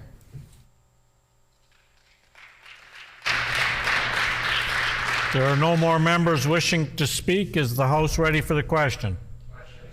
The question before the House is second reading of Bill number 22, the Celebration of Nigerian Independence Day Act, Commemoration of Days, Weeks, and Months Act amended. Is it the pleasure of the House to adopt the motion? Agreed and so ordered.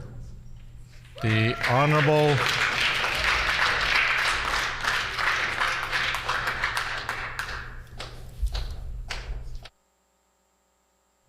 I declare the motion carried. The Honourable Opposition House Leader. Is there a will to call it unanimous? Is there a will to call it unanimous? Agreed and so ordered. The bill is passed unanimously.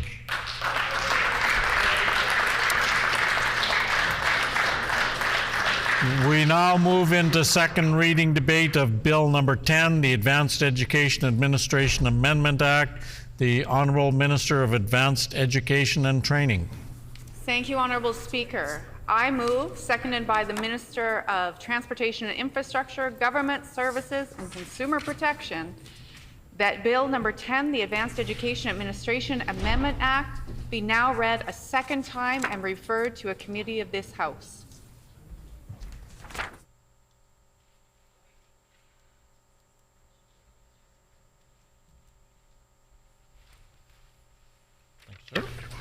It has been moved by the Honourable Minister of Advanced Education, seconded by the Honourable Minister of Transportation, Infrastructure, Government Services and Consumer Protection, that Bill number 10, the Advanced Education Administration Amendment Act, be now read a second time and referred to a committee of this House. The Honourable Minister for Advanced Education and Training. Thank you, Honourable Speaker. I am so pleased to rise again to provide some comments on Bill 10. This bill will amend the Advanced Education Administration Act and introduce changes that allow government to take steps to protect students, staff, and faculty against sexual violence in our post-secondary institutions. Honourable Speaker, student safety is a top priority of our government. These changes ensure all post-secondary institutions in Manitoba are accountable and equipped with the tools to respond to and promptly address incidents of sexual violence on campus. Furthermore, this bill will help with addressing and preventing sexual violence, and this bill will ensure students, staff, and faculty in our post-secondary institutions are safe both in, on, and off campus activities. Now, Honourable Speaker, we know that most of our institutions are responsive and responsible partners that share the same values and priorities as our government. However, in the event an institution fails to uphold or appropriately take action, our government will now have the ability to act. Post-secondary institutions in Manitoba are required to adopt and implement sexual violence policies in their institutions. However, there are currently no provisions in the Act to encourage them to act in accordance with their policies or recourse when they fail to do so. The proposed bill will ensure that post-secondary institutions remain accountable and respond with appropriate policies and procedures whenever there is a disclosure of sexual violence. Also, institutions are required to regularly review their sexual violence policies. The proposed changes would ensure that the result of their review is made publicly available for proper accountability and transparency. The proposed amendment would also give recourse to the minister to reduce funding of institutions who fail to adhere to their own sexual violence policies in accordance with the Act. The intent is to strengthen compliance and ensure that institutions work alongside students, faculty, staff, and community organizations to collectively build a safer environment for teaching and learning. I look forward to the bill proceeding to the committee stage, and I am now prepared to answer your questions. Thank you, Honourable Speaker. A question period of up to 15 minutes will be held. Questions may be addressed to the minister by any opposition or independent member in the following sequence. First question by the official opposition critic or designate. Subsequent questions may be asked by critics or designates from other recognized opposition parties. Subsequent question asked by each independent member. Remaining question to be asked by any opposition member, and no question or answer shall exceed 45 seconds. The floor is open for questions. The honourable member for Selkirk. Thank you, Honourable Speaker. I'd just like to ask if the minister is aware of any post-secondary school in the province of Manitoba without a sexual violence policy. The Honourable Minister, Advanced Education and Training. I thank the honourable member for the question. This really is a proactive policy to ensure that there is compliance. I'm currently not aware of any institutions that do not have a policy in place. The Honourable Member for Tyndall Park. Thank you, Honourable Speaker, and I'd like to thank the member for bringing forward this piece of legislation. I asked this question during the bill briefing, and there was no direct response there, so I'm hoping she's had the opportunity to do some further consultation. But my question is, can the minister explain which institutions specifically she consulted with when drafting this bill? The Honourable Minister for Advanced Education and Training. Thank you, Honourable Speaker. So we meet regularly with all public institutions and all funded institutions, along with the students' associations and the faculty there. So we meet regularly. And again, this is our work being, this is us being proactive to help ensure that there is compliance. The Honourable Member for Springfield Rashad. Can the minister share a recent incident in which she believes a Manitoba post-secondary school has failed to take appropriate action in response to sexual violence on campus? The Honourable Minister for Advanced Education and Training. I appreciate the member's question, and you know, I'm sure that he, like all members in this chamber, respect the privacy of folks who are victims of sexual violence, survivors of sexual violence. So it is not appropriate for me to name a specific incident in this chamber. The Honourable Member for Roblin. Thank you, Honourable Speaker. Is the Minister aware of any post-secondary schools in Manitoba that have not conducted a statutory review of their sexual violence policy as required by the current legislation? The Honourable Minister of Advanced Education and Training. Again, I thank the honourable member for the question. The current act, which was implemented in 2018, lacks mechanisms that encourage self-compliance. So really, this will ensure that when institutions are not in compliance, that we have the tools to ensure that they are. The Honourable Member for Selkirk. Can the minister share how many incidents of sexual violence occurred in Manitoba post-secondary schools over the last 5 years? The Honourable Minister of Advanced Education and Training. I thank the honourable member for the question, and this legislation will help ensure that we can answer that question in a meaningful way, and that institutions are bound to report what's happening there, and that when I send my son or daughter to post-secondary Manitoba, that I can be assured that they are safe, that their friends are safe, and that if there were incidences where they were not kept safe, that it would be known. The Honourable Member for Springfield-Rashad. So if the Minister can answer the question about the last 5 years, perhaps can the Minister share how many incidents of sexual violence occurred at Manitoba post-secondary schools in 2023?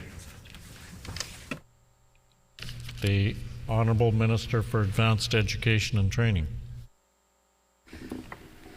Thank you to the honourable member. I didn't. I understood this to be questions about the bill, not on the failed operations of the former government. Again, this legislation will ensure that we have recourse if something does happen, and that institutions are held to account when they're not adhering to their own sexual violence policies. Just before we proceed, I would remind members that reading questions from your electronic device, your phone, can't be done. It has to be kept out of sight at all times when you're asking questions. The Honourable Member for Roblin. Thank you, Honourable Speaker. Have any students come forward to the Minister to express concerns with the current sexual violence policies on their campus? The Honourable Minister for Advanced Education and Training. Thank you, Honourable Speaker. I'm proud to stand in this chamber as half of the female part of the cabinet here. Official complaints, not directly to me. I'm sure that the member opposite has many experiences, the same as I do, with having anecdotal expressions of things not being great. And there is a culture of secrecy around sexual violence. There is fear of retribution, and there is absolutely still a culture around sexual violence and rape culture that really doesn't encourage folks to come forward. First time has expired. The Honourable Member for Selkirk. In consultation with the schools, did you directly speak on this bill? Did you talk to the people of the University of Manitoba, Winnipeg, BU, University of the North, St. Boniface, in the specifics of this bill, or did they receive a letter with the direction of your department? The Honourable Minister for Health, the Honourable Minister of Advanced Education and Training. Thank you, and I thank the honourable member for the question. As I said before, we meet regularly with all of our post-secondaries, and this work is us being proactive. And we have met with experts in this field, and we take their findings seriously. There are numerous organizations across the country who are undertaking this work, and we know that post-secondary institutions are one of the places where consistently, year over year, there are folks who find themselves in terrible situations and really have a difficult time pursuing their education because of incidences that happen on campus. So we want to ensure that we're doing everything we can to help change the culture, not only on campuses, but in the broader community. The Honourable Member for Springfield-Rashad. So if the Minister has not met with those institutions on this bill, could she tell us, has she met with Red River Community College, Assiniboine Community College, Manitoba Institute of Trades and Technology, Providence University College, Booth University College, Steinbach Bible College. Did she meet with them directly on this legislation? The Honourable Minister for Advanced Education and Training. I thank the honourable member for the question, and I know it's difficult sometimes when the way that things have always been done are not the way that they're going to be done anymore. And while as I said, I speak with the post-secondary institutions regularly. In this particular case, it's incumbent upon all of us to recognize that there continue to be challenges in post-secondary institutions around sexual violence, and that it's up to us as leaders to put in the appropriate measures to ensure that that doesn't happen anymore. The Honourable Member for Roblin. Will the minister be making more funding available for sexual assault education initiatives and specialized training for school staff and students to comply with the new legislation? Honourable Minister of Advanced Education and Training. I thank the honourable member for the question. As I expressed before, this is really a mechanism that will allow us to withhold the grant if an institution isn't in compliance. There is ongoing education efforts, not only through the individual post-secondaries, but through WAGE as well. And again, it's incumbent upon all of us to help educate ourselves and to help demystify and debunk some of the myths around rape. Honourable Member for Selkirk. Thank you, Honourable Speaker. I'd like to know from the Minister, when the Minister spoke of experts, specifically who are your experts that you consulted with? The Honourable Minister of Advanced Education and Training. I thank the honourable member for the question. The experts in post-secondary, and specifically individuals who work across the country on sexual violence policy in post-secondary institutions. The Honourable Member for Springfield-Rashad. Well, it's very concerning that the minister says the new approach to legislation is that one doesn't consult at all. So she hasn't consulted with the University of Manitoba, University of Winnipeg, Brandon University, University of North, St. Boniface, Red River, and so on and so forth. So then how does she get feedback with them if under her new program, one does not consult with these organizations, because evidently that was the old way of doing things? That's a great question. The Honourable Minister for Advanced Education and Training.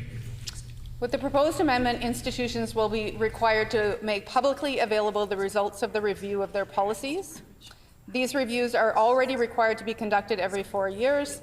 This will create more accountability, provide oversight, and tell us whether the policies are having the intended impact. The policy already exists. This will allow us the opportunity, when it is not complied with, to peel back the grant allocation to the institutions. And I just want to take a moment to talk about what it is to live in this world in a female body and to have a daughter and to be concerned about her position in the world and whether or not she is cared for. And I know it's hard sometimes to empathize with folks who don't share. Member's time has expired. The Honourable Member for Roblin. What would be the minimum fine for a post-secondary school that has failed to meet the requirements of the new legislation? The Honourable Minister for Advanced Education and Training. That is a wonderful question. And I will say, in an ideal world, there will never be a fine. In an ideal world, we will never have a situation where we have to claw back the grant allocated to an institution, because institutions will do the right thing and do the right thing by students.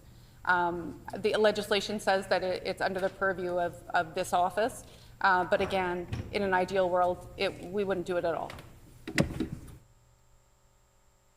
The Honourable Government House, the Honourable Opposition House Leader, the Honourable Member for Interlake Gimli. Thank you, Honourable Speaker. I need to check Hansard, but I believe the minister stated in their preamble that post-secondary schools must share their values. Can the member state who is the judge and jury of whether the post-secondary schools meet compliance? Who determines compliance? The Honourable Minister for Advanced Education and Training. I'll invite the member to read answer. That wasn't what I said at all. The Honourable Member for Interlake Gimli. Who determines compliance? Honourable Minister for Advanced Education and Training. The department would determine compliance. The Honourable Member for Selkirk.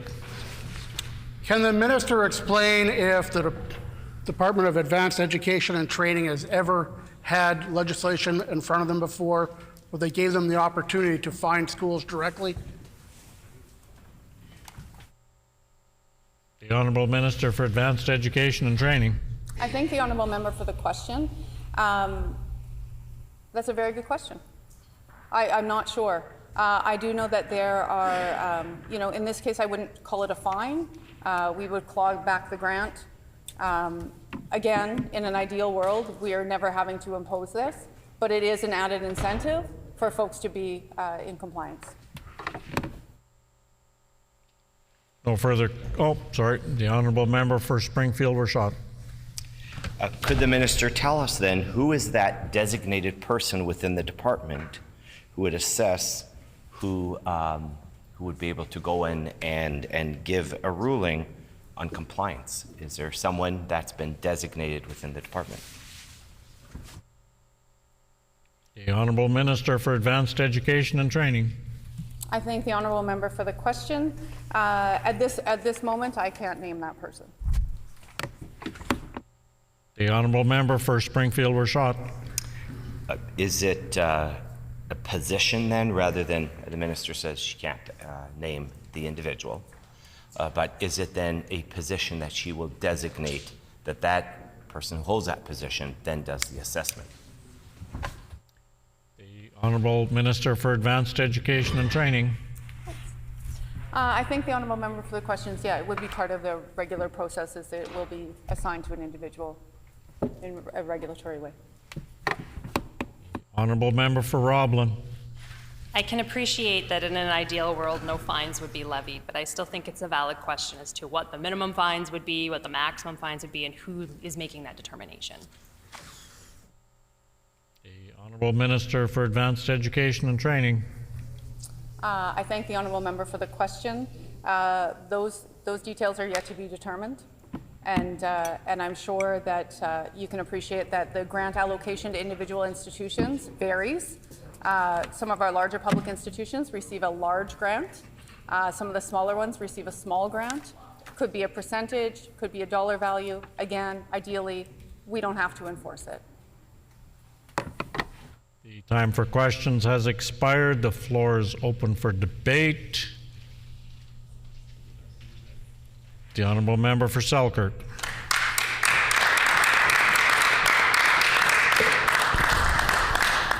Thank you, Honourable Speaker. The importance of keeping students safe from sexual violence of any sort has to be taken extremely seriously. Under the current legislation, the mandate for the school systems is to review their policy every 4 years and to make it public. With children of my own attending schools, my daughter attended the University of Winnipeg for several years. Her safety was of utmost importance to our family. We want our children to go out into the education system full of excitement and hope and dreams for the future. We want them to gather an education in a safe environment, and we want to ensure that legislation is put forward to protect them at all times. Every school that I have spoken to has a policy. Every member that I have spoken to at those schools is aware of the policies that are at hand. I agree that we have to ensure that schools are following their policies that protect our most vulnerable.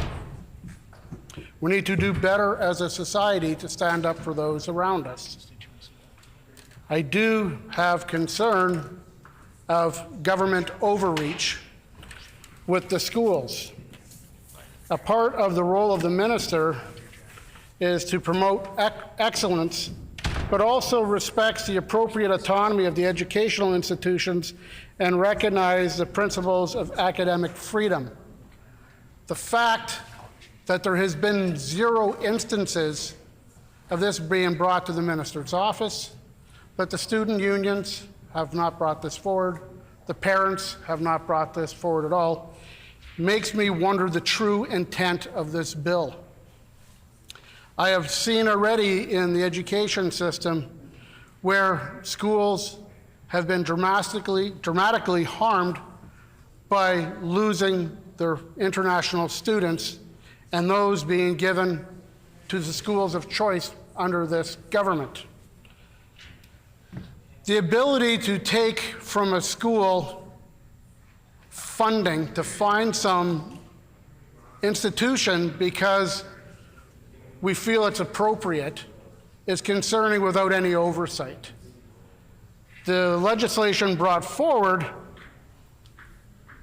we would all agree is important to protect the students at those schools. But the troubling part of this legislation is how far reach does this government have? We do not know of any other instance where this department has had the ability to fine. They have lots of abilities to contact the school boards, to make recommendations, to move forward, to discuss at length the requirements of the education system, but at no time have they been forced to face a fine. Now, it may be a good thing if they don't comply to be fined. I think it's important that we ensure that people do comply, and that may be one of the opportunities there.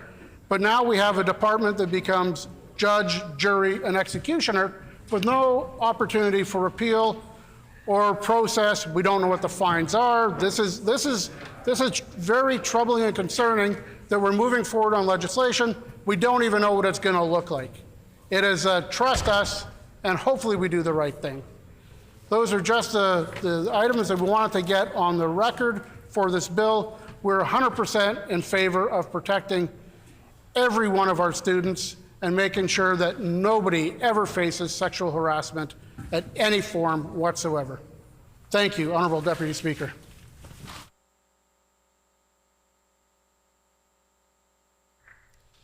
The Honourable Member for Tyndall Park. Thank you, Honourable Deputy Speaker, and I'm happy to have the opportunity just to rise and put a few words on record here this afternoon, Honourable Deputy Speaker. It's a very interesting piece of legislation, and I'm curious to see and learn more as the legislation goes through committee.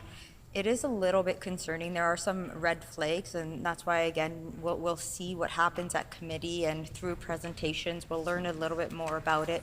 On the other side of things, Honourable Deputy Speaker, during the bill briefing, and again, just 20 minutes ago here in the question and answer portion, we asked the minister about which specific schools were consulted in the creation of this legislation.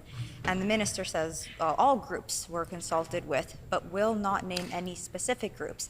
I know that I would like to hear, was the University of Manitoba consulted? Was the University of Winnipeg consulted?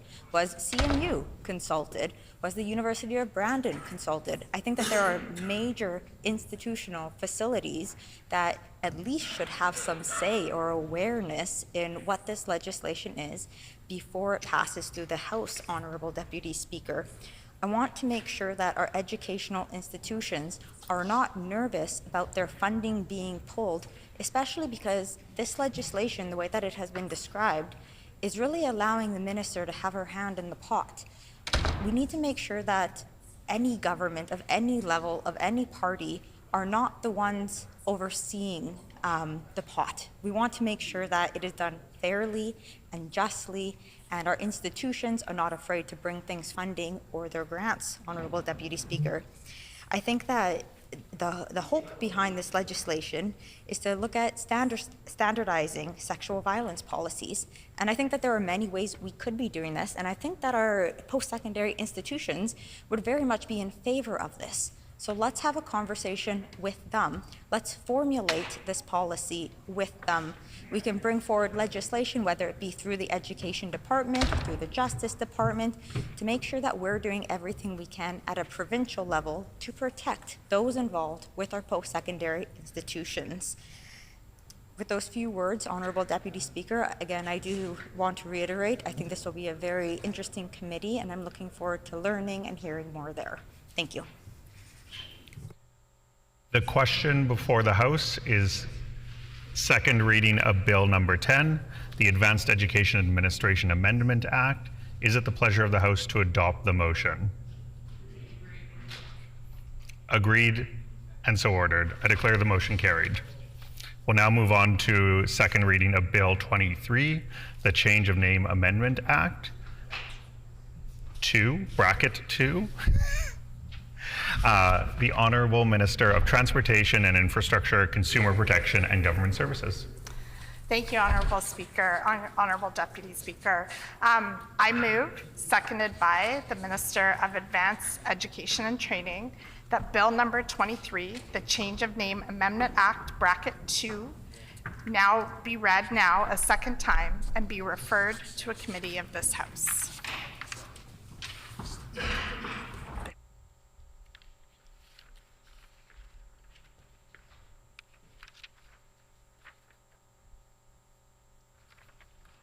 It has been moved by the Honourable Minister of Transportation, Infrastructure, Consumer Protection and Government Services, and seconded by the Minister of Advanced Education and Training that Bill number 23, the Change of Name Amendment Act, bracket 2, be now read a second time and be referred to a committee of this House. The Honourable Minister of Transportation, Infrastructure, Consumer Protection and Government Services.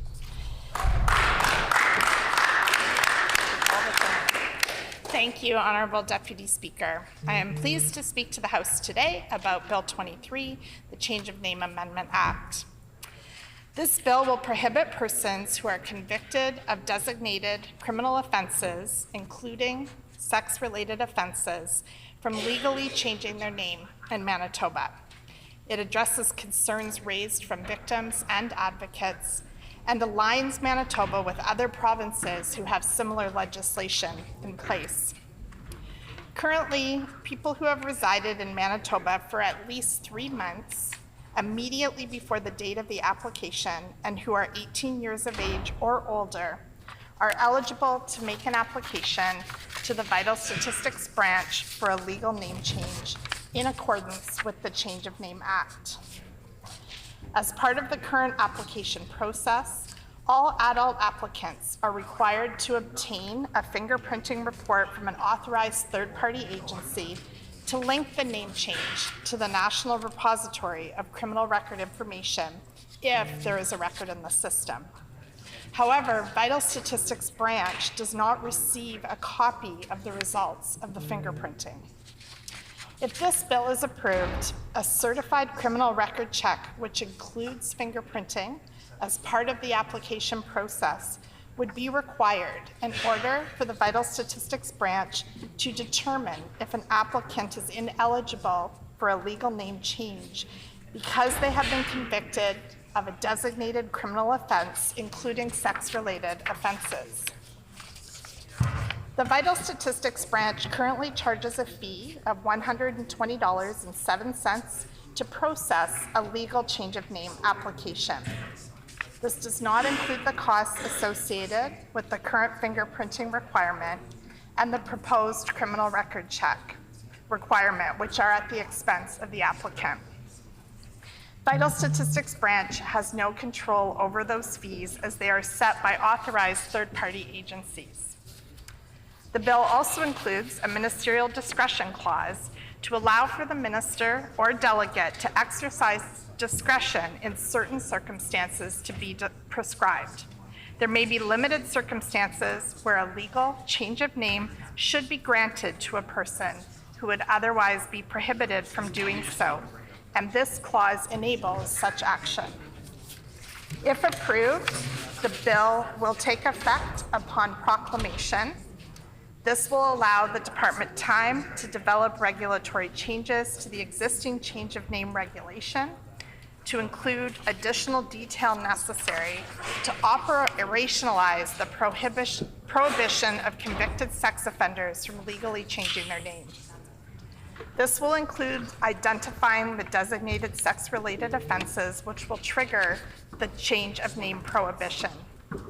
Development of regulations will include consultation and engagement with police agencies, Indigenous governance organizations, the Department of Justice, Women and Gender Equity Manitoba, and other stakeholders.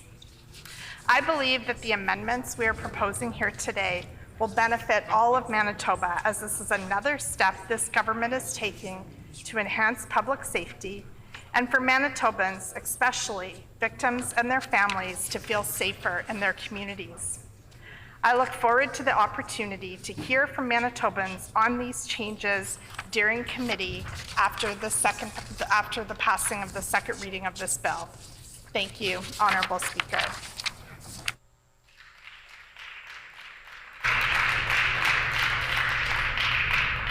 A question period of up to 15 minutes will be held. Questions may be addressed to the minister by any opposition or independent member in the following sequence. First question by the official opposition critic or designate. Subsequent questions asked by critics or designates from other recognized opposition parties. Subsequent questions asked by each independent member. Remaining questions asked by any opposition members, and no question or answer shall exceed 45 seconds. The honourable member for Borderland. Great job. Great job, John. Honourable Speaker, the bill provides the opportunity for the development of regulations in consultation with stakeholders. I'd like to ask the Minister what is the stakeholder engagement plan? The Honourable Minister of Consumer Protection and Government Services. Thank you, Honourable Speaker. That's a terrific question. I really appreciate that question from the member opposite.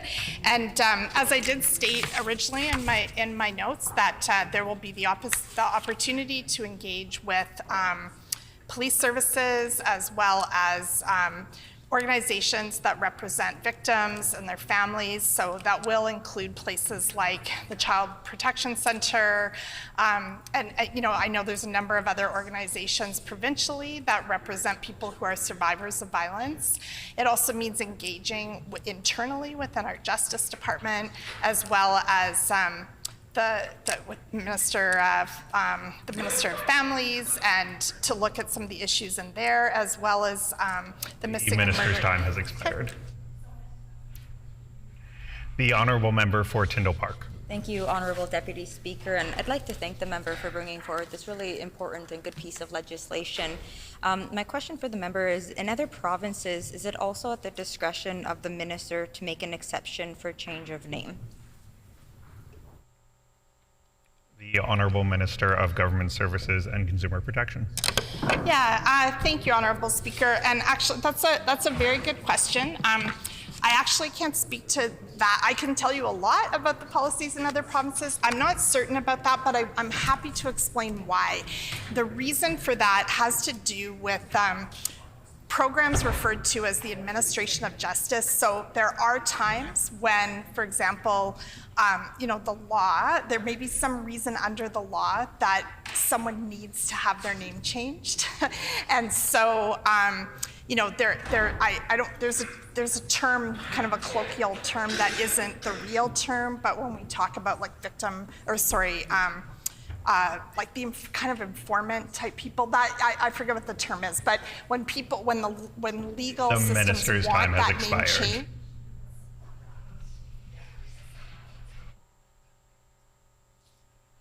The Honourable Member for Swan River. Thank you. I'd like to thank the minister for bringing this forward. If regulations will be developed, what's the expected timeline for this bill to come into force? The Honourable Minister of Government Services and Consumer Protection. So many words. Thank you, and I appreciate that question. We're looking to bring this bill into force in the fall. And one of the reasons why it won't be in the spring is that we do, within the regulations, we will be, and with all that consultation process, to determine which crimes will prevent someone from being able to change their name. The honourable member for La Vérendrye. Thank you, Honourable Deputy Speaker.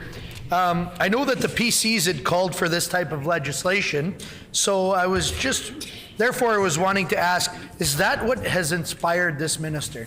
Thank you. Good question. The Honourable Minister of Consumer Protection and Government Services.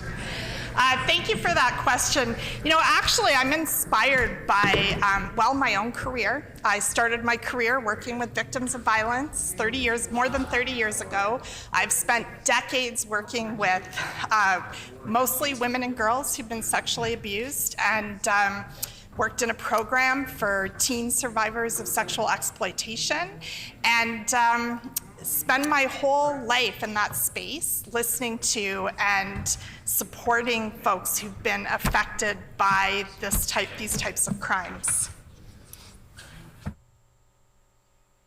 The honourable member for Borderland.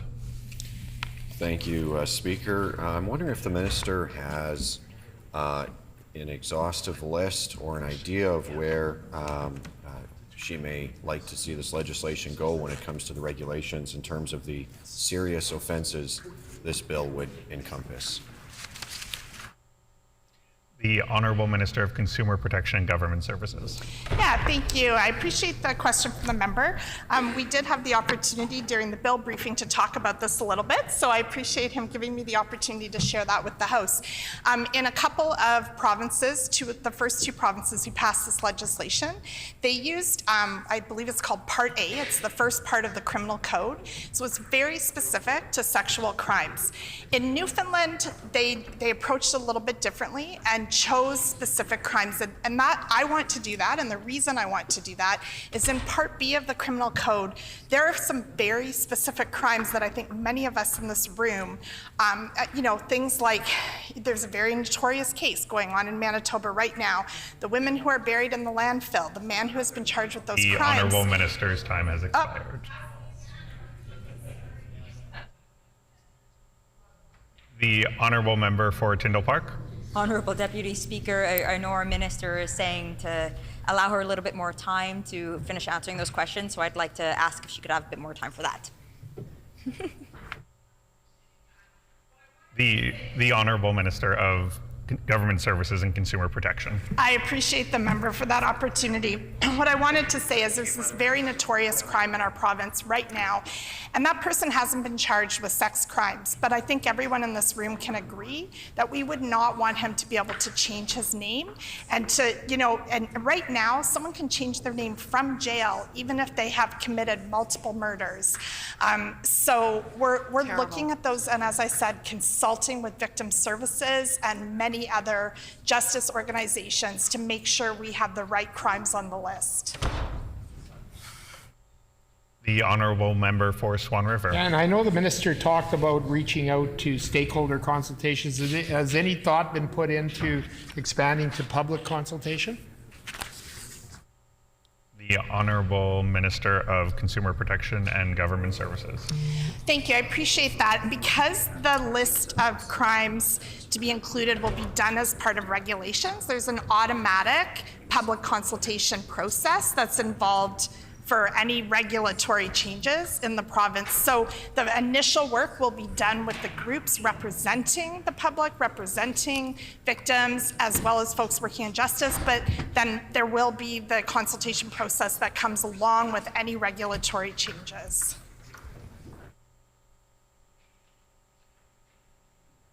See no further questions, we'll move on to debate. The Honourable Member for Borderland.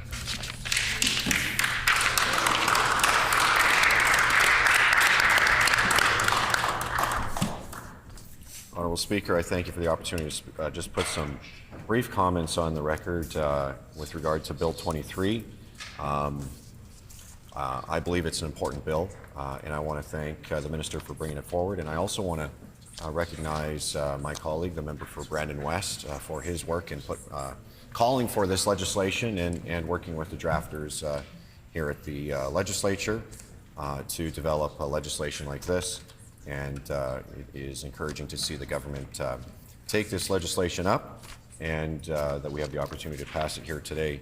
You know, it seems pretty clear as to why this legislation is necessary. We here in Manitoba are aware that in December, the Free Press reported that 4 Manitobans on the sex offender registry had changed their legal names since April 2021, and so that is very concerning and undermines the expectation of the public that criminals should be held to account. And so this legislation will address that. And we've also seen in neighboring provinces concerning headlines involving individuals changing their name after being paroled for serious offenses and then taking up residence in a community and hiding their identity from the public.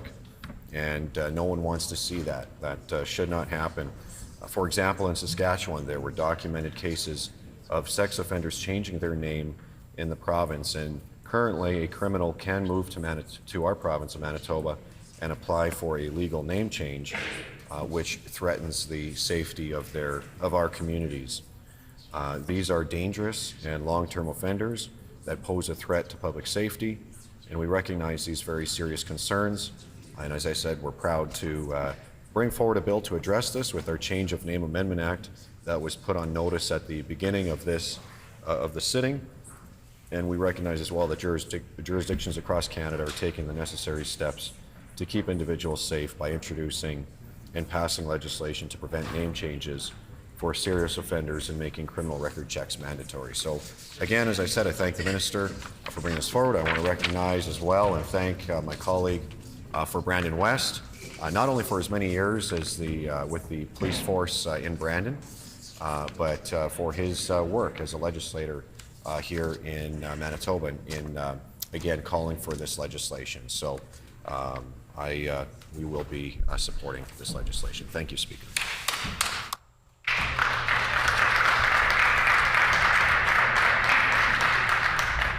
The Honourable Member for Tyndall Park. Thank you, Honourable Deputy Speaker, and I'm happy to rise this afternoon and just put a few words on record about Bill 23, the Change of Name Amendment Act.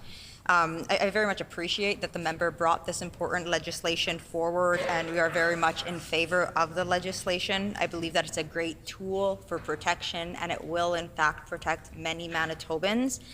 We agree that people shouldn't be able to hide their identity behind a wall if they have committed acts such as sexual violence or sexual assault or rape, Honourable Deputy Speaker. Consequences of these decisions should be faced. You shouldn't be allowed to pretend that you did not do these crimes, commit these actions upon people, and by being allowed to just change your name, it sort of defaults you from the consequences, Honourable Deputy Speaker. And that's why I do think it's a very important piece of legislation.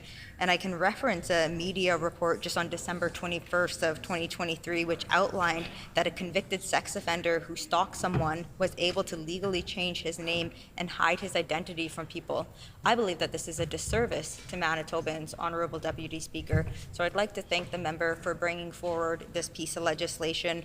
I'm interested and curious to learn more about it at committee, Honourable Deputy Speaker. I'd like to thank the minister for just taking the time to answer our questions as well. Thank you.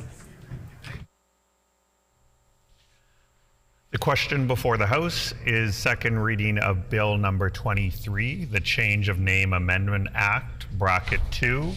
Is it the pleasure of the House to adopt the motion? Agreed? Agreed and so ordered. I declare the motion carried. The Honourable Leader, Opposition House Leader. Is there will of the House to call it unanimous?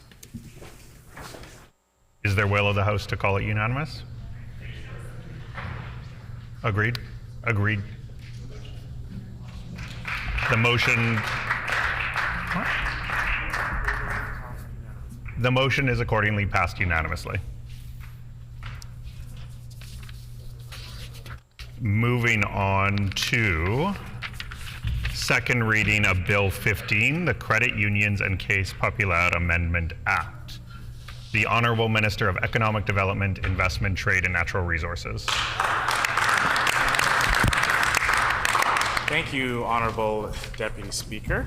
I move, seconded by the Minister of Environment and Climate Change, that Bill number 15, the Credit Unions and Case Populaire Amendment Act, be now read a second time and be referred to a committee of this House.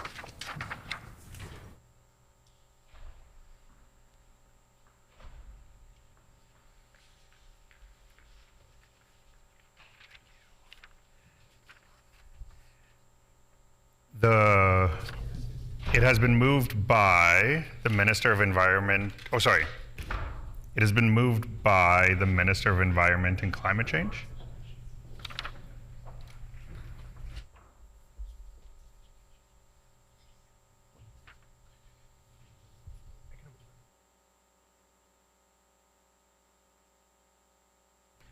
Apologies. It has been moved by the Minister of Economic Development, Investment, Trade and Natural Resources and seconded by the Minister of Environment and Climate Change that Bill number 15, the Credit Union and Case Populaire Amendment Act, be now read a second time and be referred to a committee of this House. The Honourable Minister of Economic Development, Investment, Trade and Natural Resources. Thank you, Honourable Speaker. Manitoba's credit unions and Case Populaire are a crucial part of Manitoba's economy. With over $43.3 billion in assets, our credit union sector has a bigger share of deposits than in any other province or territory in Canada. Since Manitoba's first credit union was established in 1937 in St. Malo, the sector has grown exponentially. Today, when there are 16 credit unions and 1 Case Populaire serving more than 737,000 members. They are located in almost every locale in Manitoba, with 181 branches, 125 of which are located outside of Winnipeg. Our credit unions and Case Populaire are also key employers right across Manitoba, collectively employing roughly 3,400 people. Honourable Speaker, although Manitoba's credit unions and Case Populaire are a success story, this does not mean that they do not face challenges.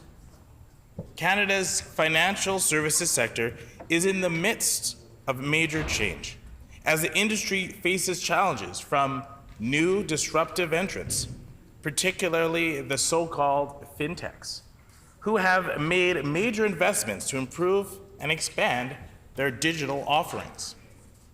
One of the consequences of this changing landscape has been the consolidation of the credit union sector in Manitoba. As recently as the year 2000, there were 65 credit unions and Case Populaires. Today, there are only 1/4 as many. Many smaller firms have merged with larger ones to attain the size they need to compete and innovate. We should be deeply proud as a province of what this sector has created, and our government celebrates the role our credit unions, Case Populaire, will continue to play as we grow Manitoba's economy into the future.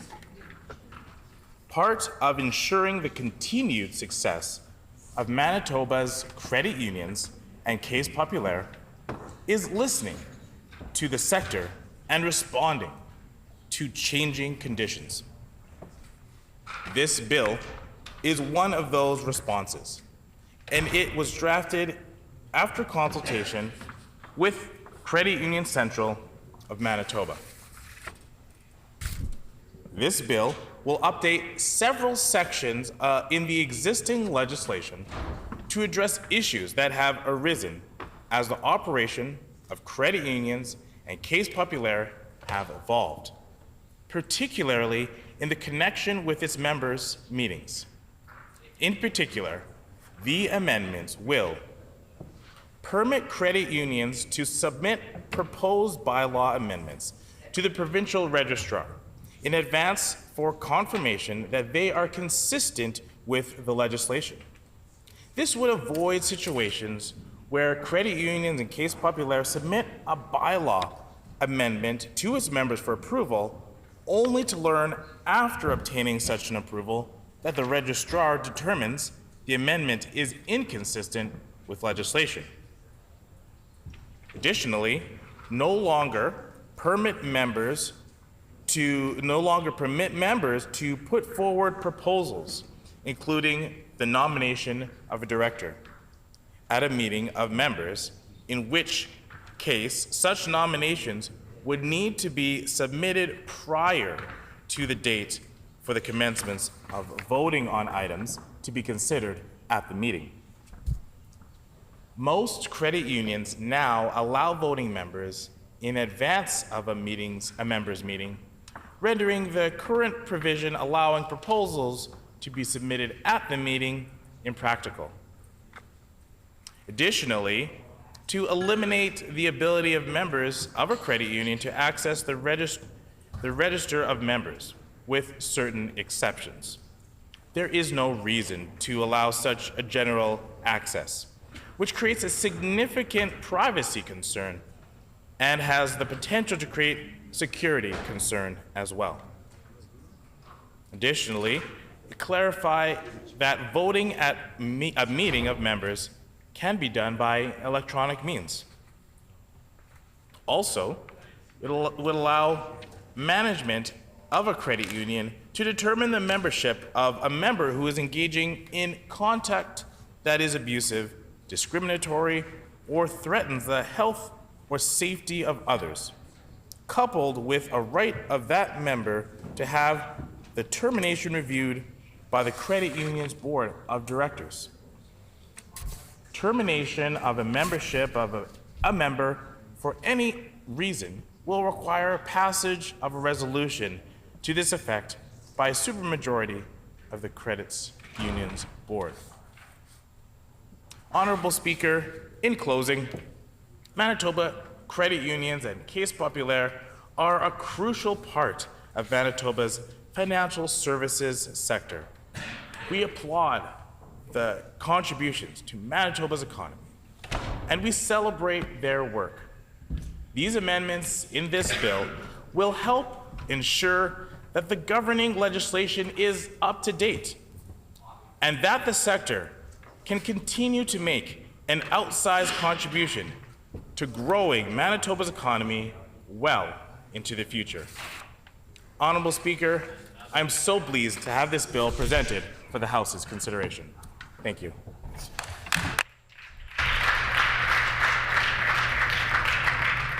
A question period of up to 15 minutes will be held. Questions may be addressed to the minister by any opposition or independent member in the following sequence. First question by the official opposition critic or designate. Subsequent questions asked by critics or designates from other recognized opposition parties. Subsequent questions asked by each independent member. Remaining questions asked by any opposition members, and no question or answer shall exceed 45 seconds. The Honourable Member for Fort White. Thank you very much, Honourable Deputy Speaker, and I want to thank the Minister of Finance for bringing this bill forward and speaking on that briefly and being here to answer these very important questions. So I guess the question, very simple, is who did the Minister consult with in bringing this bill forward? Very simple one to start. The Honourable Minister of Finance. Thank you for the question. I want to start out by thanking my colleague for doing some important work there, delivering those comments in my absence. I'm rushing back from Brandon from the chamber speech there, state of the Order. city. So I apologize, a bit out of breath. Order. Even if it's referring to your own absence from the chamber, you can't refer to the presence or absence of members in the chamber. The Honourable Minister of Finance. Thank you. So the Credit Union Central of Manitoba really drove the recommendations in this bill. Of course, they represent credit unions across the province. We're proud to be bringing forward these changes that will help to support a strong credit union sector here in Manitoba. Great job. The honourable member for Spruce Woods. Thank you, Honourable Deputy Speaker. And can the minister outline just a little bit further for us when he began his consultations with the credit unions on this particular piece of legislation? The Honourable Minister of Finance. Sure. We've had many conversations with the Credit Union Central of Manitoba, again, as the body that represents credit unions across the province. They're in a great position to bring forward the voice of the many credit unions in Manitoba. So we've had many conversations going back many months. The Honourable Member for Turtle Mountain. Thank you, Honourable Deputy Speaker. Can the Minister be able to explain if there's any major economic downturns, how prepared is the credit unions to handle it? And is the Minister prepared to backstop our credit unions? The Honourable Minister of Finance. I appreciate the question. There's no question that credit unions are facing increasing headwinds from increasing competition from fintechs and other financial services organizations, and of course larger banks who are much better heeled than they are. We want to do what we can to support them with these measures. This will help to ensure that they can remain financially healthy and continue to serve Manitobans for the long future. The Honourable Member for Tyndall Park. Thank you, Honourable Deputy Speaker, and I'd like to thank the Minister for bringing forward this piece of legislation. I understand that the Minister has met with some credit unions. I was just hoping that the Minister could share with us if he has met with any members, specifically of credit unions. The Honourable Minister of Finance. No, we've met with, again, the Credit Union Central of Manitoba, who, again, represent credit unions across the province. I am fortunate to have been somebody who worked in the credit union system before. Really honored to be bringing this forward to help ensure a healthy credit union system here in Manitoba.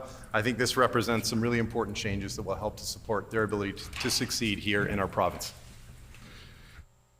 The Honourable Member for Fort White. Thank you, Honourable Deputy Speaker. And the Minister of Finance alluded to that he used to work at the Assiniboine Credit Union, I believe while or maybe prior to when he was a rock star. But when he worked at Assiniboine Credit Union, did he experience any of the violence or threats that this bill is looking to protect employees from? The Honourable Minister of Finance. I really appreciate the question. I worked in a back office function, so I didn't have a straight consumer or customer facing role. But I do know that having worked there, that we did hear at times where there were challenges for some of the customer facing individuals working in branches, and I know that's the case for many credit unions across the province. My understanding is that throughout the pandemic, there was somewhat of an increase in some challenging experiences for folks working in our credit union environments, and I think that one aspect of this bill certainly seeks to respond to that challenge. The Honourable Member for Spruce Woods. Thank you, Honourable Speaker. And just Deputy Speaker, and a question for the Minister. Does this bill do anything to protect or backstop credit unions in this province should there be a serious situation or economic downturn in Manitoba? The Honourable Minister of Finance. This bill does not seek to respond to those concerns that have been raised by the member and also by a couple members from the opposition. This bill seeks to respond to a number of concerns that were identified by our credit union sector here in Manitoba. That is a bigger concern that we'd like to continue discussing. But again, this bill is focused on some specific recommendations that we know will go towards helping to make credit union employees safer, and as well as putting in some measures that will help to reflect the modern environment that we're in, specifically one where there is electronic voting. The Honourable Member for Turtle Mountain. Minister, give us some examples of kind of abuse and discriminatory behavior that the frontline staff and credit unions do experience time and time again, and making sure that people are safe within their, actually at every branch around Manitoba. The The Honourable Minister of Finance. That's a great question. What I'd say is that we know, and again, we heard stories and conversations with QCOM about concerns about some staff within credit unions dealing with perhaps members who were aggravated, frustrated, and them being left in a very challenging position in terms of how to respond to those situations and how to respond to those members. This is certainly something that I think we can all agree. We want folks working in credit unions to be safe. This bill will help to ensure that we can do that. The Honourable Member for Fort White. Thank you, Honourable Deputy Speaker. The Minister did allude, or did mention that he used to work at a credit union. He was in the back office of a credit union. Does the Minister think that with his experience of working in the credit union, having friends and relations with the credit union, that this poses any sort of conflict of interest when he's bringing this bill forward? The Honourable Minister of Finance. No, I appreciate the question. I don't believe there is any conflict of interest here. In my role as a Minister of Finance, I'm proud to be in this function where I get to work with the credit union sector in Manitoba and have this opportunity to bring these important changes forward that frankly, again, will help to keep employees safer and help to ensure that our proud credit union sector here in Manitoba can continue to grow and serve Manitobans in a good way. The Honourable Member for Spruce Woods. Thank you, Honourable Deputy Speaker. And a question for the Minister. Does the appeal process in this legislation allow for members to have the right to appeal a decision? And how does that compare to what happens in our banking institutions? Is there parity or an equal nature in this legislation, proposed legislation? And how does that react to how credit unions serve our communities and meet some of the gaps that perhaps other financial institutions are leaving in different areas of the province? The Honourable Minister of Finance. That's a good question. I would say, first and foremost, of course, we know that credit unions, no credit union ever wants to terminate the membership of a member. These are folks that they serve. This is a very extreme situations that we're talking about here where we would see a credit union want to proceed with terminating a membership. But to the question that was asked, in those situations where membership is terminated, a member may request that the board of directors of the credit union review the decision. So there is provision here that would allow the board to review any decision as long as that request is made in writing within 14 days after notice of termination of the membership was given to a member. The Honourable Member for Turtle Mountain. Well, thank you, Honourable Deputy Speaker. And I was just wanting to know, with the Minister being actually an employee of the credit union at one time, is he concerned about what's going to be happening now when now the mortgage rates are starting to increase and a lot of renewals are coming up with a low interest rate being renewed at a higher interest rate? And we saw that the economic crisis of 2008 put a lot of foreclosures on properties and mortgages throughout the United States. Is he concerned about what's going forward here when it comes to the possibility of being able to have customers be able to continue paying for their mortgages? The Honourable Minister of Finance. I appreciate the broader question about affordability. It doesn't necessarily have relevance to the bill, but I do appreciate that we have a lot of Manitobans that are struggling with mortgage refinancing as they're coming up. We know that those Bank of Canada interest rates are creating a lot of financial stress for Manitobans. I think that's one of the reasons why our $1,500 homeowner affordability tax credit is going to go so far in helping Manitobans to deal with those elevated financial challenges that they're facing in this high interest rate environment. So certainly a big concern. Our government is focused on improving affordability and proud that we brought forward measures in Budget 2024 that respond directly to those challenges. Thanks for the question, The Honourable Member for Agassiz. Thank you, Honourable Deputy Speaker. Can the Minister tell us more about why a director nomination proposal must be submitted before a meeting of members in order to be considered at the meeting as the bill proposes? The Honourable Minister of Finance. The reason for that is that QCOM clarified that this allows for folks who are voting electronically at a meeting to ensure that they have visibility on those proposals in advance of a meeting. The Honourable Member for Fort White. Thank you, Honourable Deputy Speaker. The member from Swisswood had brought up a question about appeal for decisions based on the Minister of Finance has, I believe, responded that they would be reviewed by the board. Does the minister believe that having the board review an appeal decision or an appeal by a member is the best way to do this, or does the minister believe that it should be a third party that reviews this appeal decision or appeal request? The Honourable Minister of Finance. Again, this bill contemplates giving credit unions the ability to do something that would only occur in extreme circumstances. No credit union wants to terminate a membership unnecessarily.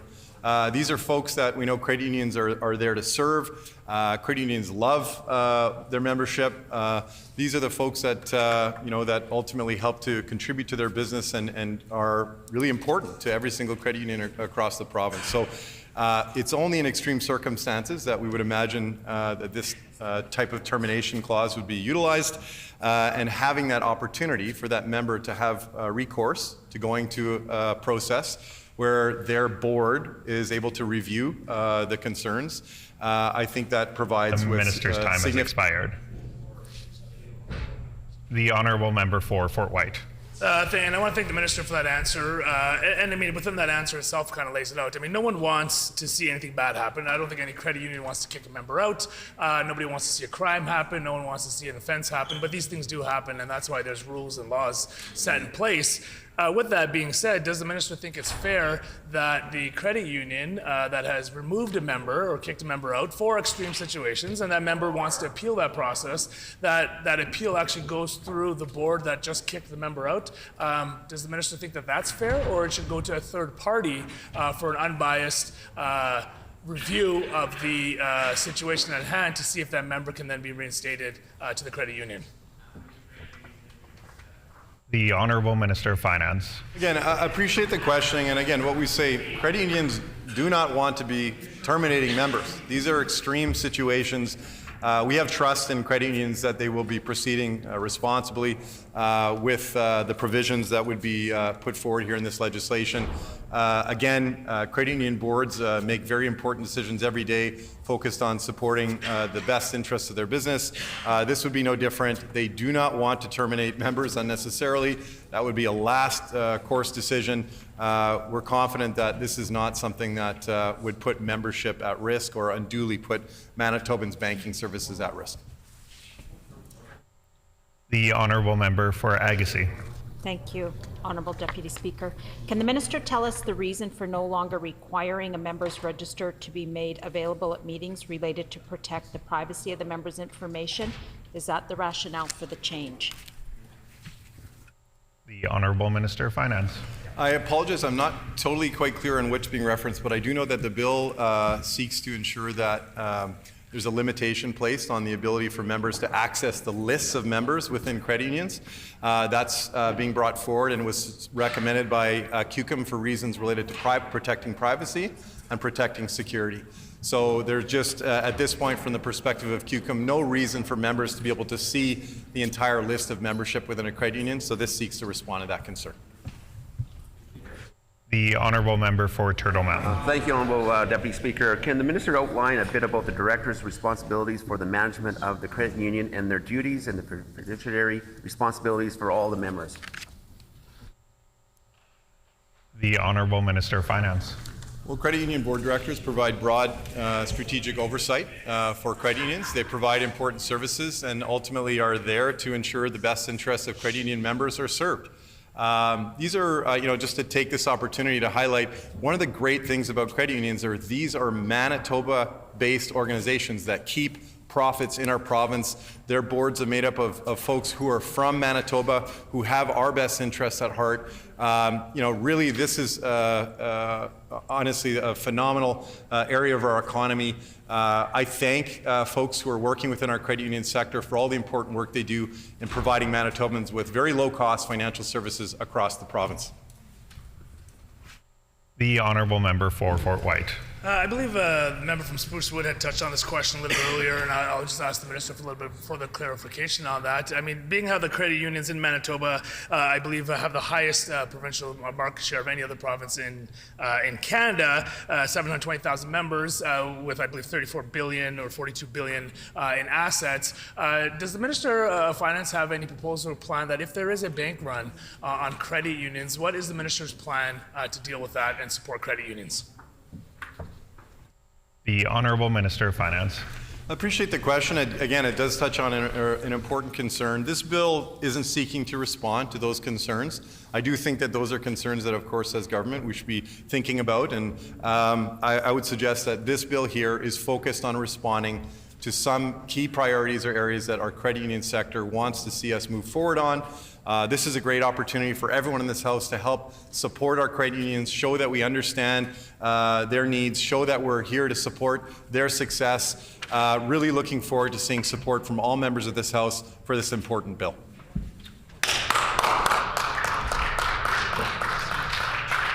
And with that, the question period has expired. The floor is now open for debate. The Honourable Member for Fort White. Thank you very much, Honourable Deputy Speaker. And I want to thank the Minister of Finance for his clear and concise answers and actually answering that questions that were brought forward in the bill. It's nice to have healthy dialogue and question period when you actually get responses to those answers. So I want to thank the Minister for that. I also want to thank the Minister for his bill briefing that he did with myself and the member from the Liberal Party as well. And it was nice to sit in a room and talk about the vital importance of credit unions play in this province.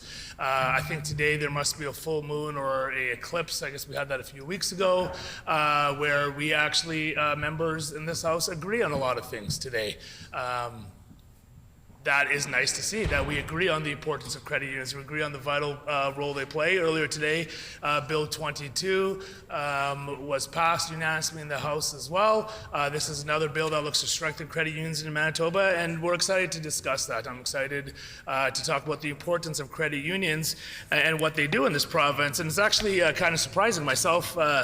Born and raised in Ontario, I had never heard of a credit union, really. There was a co-op credit union, which I believe went to Altea Credit Union. My father used to work for the federal government, so he banked that there. I never really heard of it. And then went to school in Vancouver, moved to Winnipeg, and credit unions were everywhere. It seemed like the big five banks didn't really exist here. They had a place, but credit union, Steinbach Credit Union, and various others were everywhere.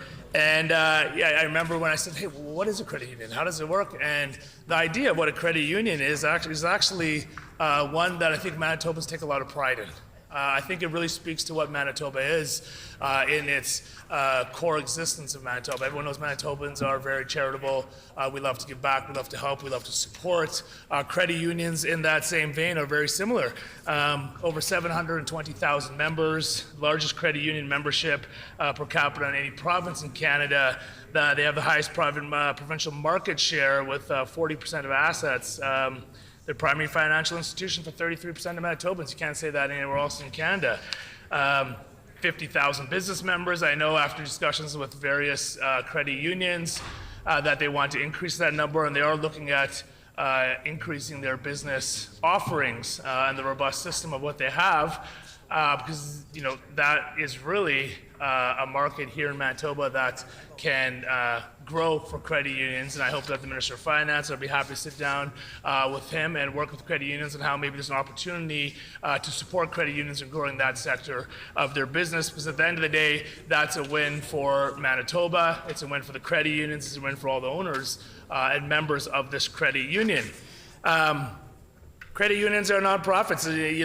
They offer a wide range of products that all the large banks offer at lower rates, and the money stays right here in Manitoba, which is really important for an economy like Manitoba, for a province like Manitoba, where we don't have the population of an Ontario or Vancouver, where we are looking to continually grow our economy and sector here. To keep that money here is something vital. So, the member for bringing Bill 15 forward, I commend him for it. I commend him for it that it was a solar eclipse, a lunar eclipse, one of the two the other day, and that's why I think the House is aligning to move forward on these bills. After speaking to members on this side of the House, that it was nice to hear that this was actually in the works as well previously, and it's nice to see that this gets across, because this is what the credit unions are wanting. This is what they've asked. The member said in his consultations. I've also met with them as well and had conversations, and this is where the credit unions want to go. Now, is this bill perfect? No. There are some concerns that we do have in this bill, and we brought those up in question the period that just happened. And I hope that the minister would take some of those comments away, like the bank run issue, which the minister addresses not in this bill. I understand that, but I think it's something that needs to be addressed with the $43.3 billion of assets holdings within this credit union. I think it's also really important that we look at what this bill goes through, and I'll touch on that in a few minutes, but credit unions are an integral part of what happens here in Manitoba. So any way we can support them, any way we can make them stronger for the people of Manitoba, I think you'll have a very receptive side to that. It's important in rural Manitoba. A lot of my colleagues on this side of the House are from rural Manitoba, and after speaking with almost all of them, they all have either bank, actually I think you guys all bank at credit unions, which is fantastic to see the support of credit unions. And I myself, actually, after doing a deep dive on this bill, I believe I'm probably going to leave the Big Five and join a credit union too. Maybe member opposite has a recommendation on where I should go, but when you can support Manitoba, when you can support the people of Manitoba, when you can make things better, I think that's what we are elected here to do. Members on this side of the House are in full support of that. As I mentioned, we were working on this previously, or members on this side were working on it previously, so it's nice to see it get done. There is, again, the concern that I did bring up with the finance minister, and I really hope, we brought this up in the bill briefing and bringing it up again today, that I really hope he does give us some serious thoughts of having a third-party appeal process. I understand the unions don't want to kick members out. No one's saying that. I agree with you. But a lot of bad things happen in this world. Some things need to have an independent body to look at it. Whatever those circumstances may be, I really urge the finance minister, I am having ongoing discussions with credit unions as well, to look at the process of having a third party in there. These instances happen very rarely, but in the one time that it does happen, it would be a real shame, a real tragedy if that member is wrongfully removed and cannot get back into that credit union. I don't want the Minister of Finance to wear that. I don't want the province of Manitoba to wear that. So I hope that there is some common ground where we can come to on that. When this bill addresses issues that are brought up, advance notice of members wishing to run as a director, that's a good thing. Advance notice is good, so we don't go through that process of all the time and due diligence and resources. The privacy of the members of credit union, this bill addresses as well, and the well-being of safety of frontline and credit unions. Of the utmost importance is always the safety of employees in all industry and all sectors, not only employees, all Manitobans. This bill takes a step forward in protecting workers of credit unions. I would hope that the Minister of Justice would take a page from the Minister of Finance and do something to protect Manitobans, not just credit union workers. It would be nice to see them do things to actually protect Manitobans. This is a step forward that works on that. I can see the Minister of Justice is nodding his head and agreeing with what I'm saying, so maybe he can get together with the Minister of Finance and they can share some ideas on that. It was nice to talk to the Canadian Credit Union Association, Manitoba Credit Union Association, and various other credit unions in this province, get their feedback on this, get their support. They are in favor of this, so on this side of the House, we will be speaking in favor of this. There are some serious concerns, and I brought two of those up, one of them being the bank runs, one of them being the appeal process for this minister, and that I would hope he would take that away. Now, in closing, I will also, I don't know if the Minister of Finance, I can already see that the Minister of Justice and Finance are already getting together to maybe work on crime prevention measures and incidences in this province to work. So that's great to see. It's great to see us all coming together to make Manitoba better.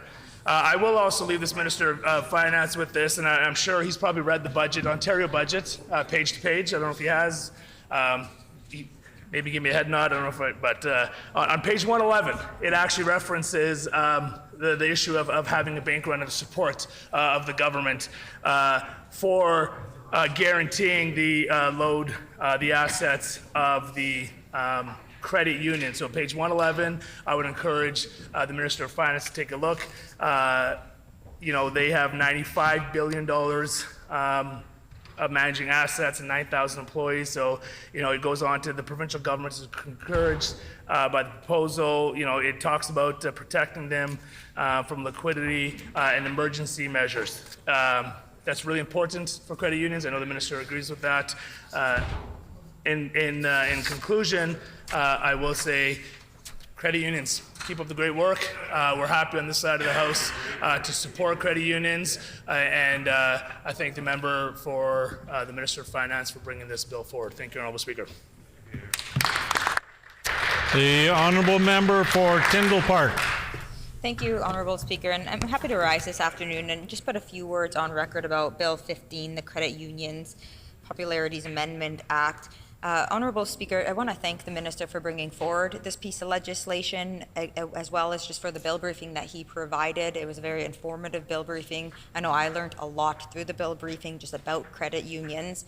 But it is an interesting piece of legislation, and I'm curious and eager to want to learn more through the committee stage. Honourable Speaker, I actually had a person reach out to me after the bill had been introduced, expressing concern that the bill is enabling only internal resolution to occur when there could be a type of situation that should be arbitrated by a third party.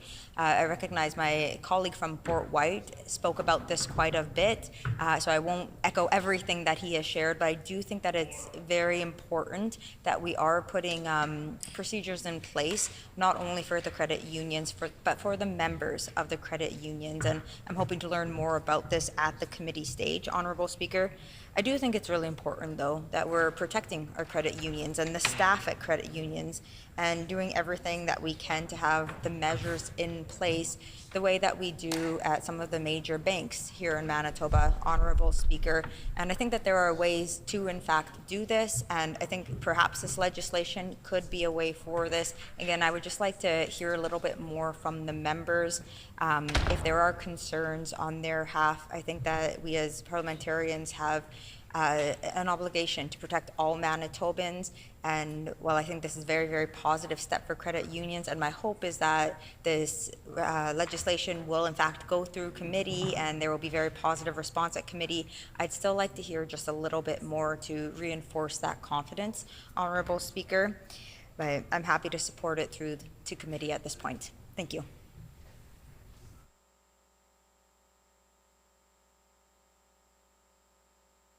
Is the House ready for the question?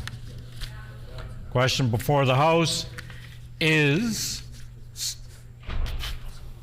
the question before the House is second reading of Bill number 15, the Credit Unions and Case Populaire Amendment Act. Is it the pleasure of the House to adopt the motion? Agreed and so ordered. The motion is accordingly passed. As the Honourable Minister of Justice. Thank you very much, Honourable Speaker. Sorry. Next, we'll progress to the second reading of Bill 14, the Honourable Minister of Justice. Thank you very much, Honourable Speaker. I move, seconded by the Minister for Advanced Education, Bill number 14, the Minor Amendments and Corrections Act 2024, be now read a second time and referred to a committee of this House.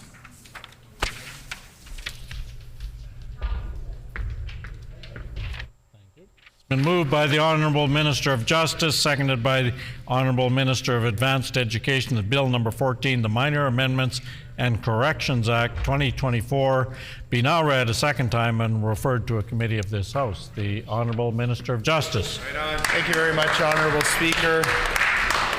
And we can hear the excitement in the House for this annual omnibus bill, known this year as Bill number 14, but always known as the Minor Amendments and Corrections Act. This bill is an annual omnibus bill, as I said, that is primarily concerned with correcting typographical, numbering, and minor drafting and translation errors in Manitoba's statutes book. This bill also contains minor amendments to several acts. This year, the Minor Amendments and Corrections Act deals with amendments in three main areas.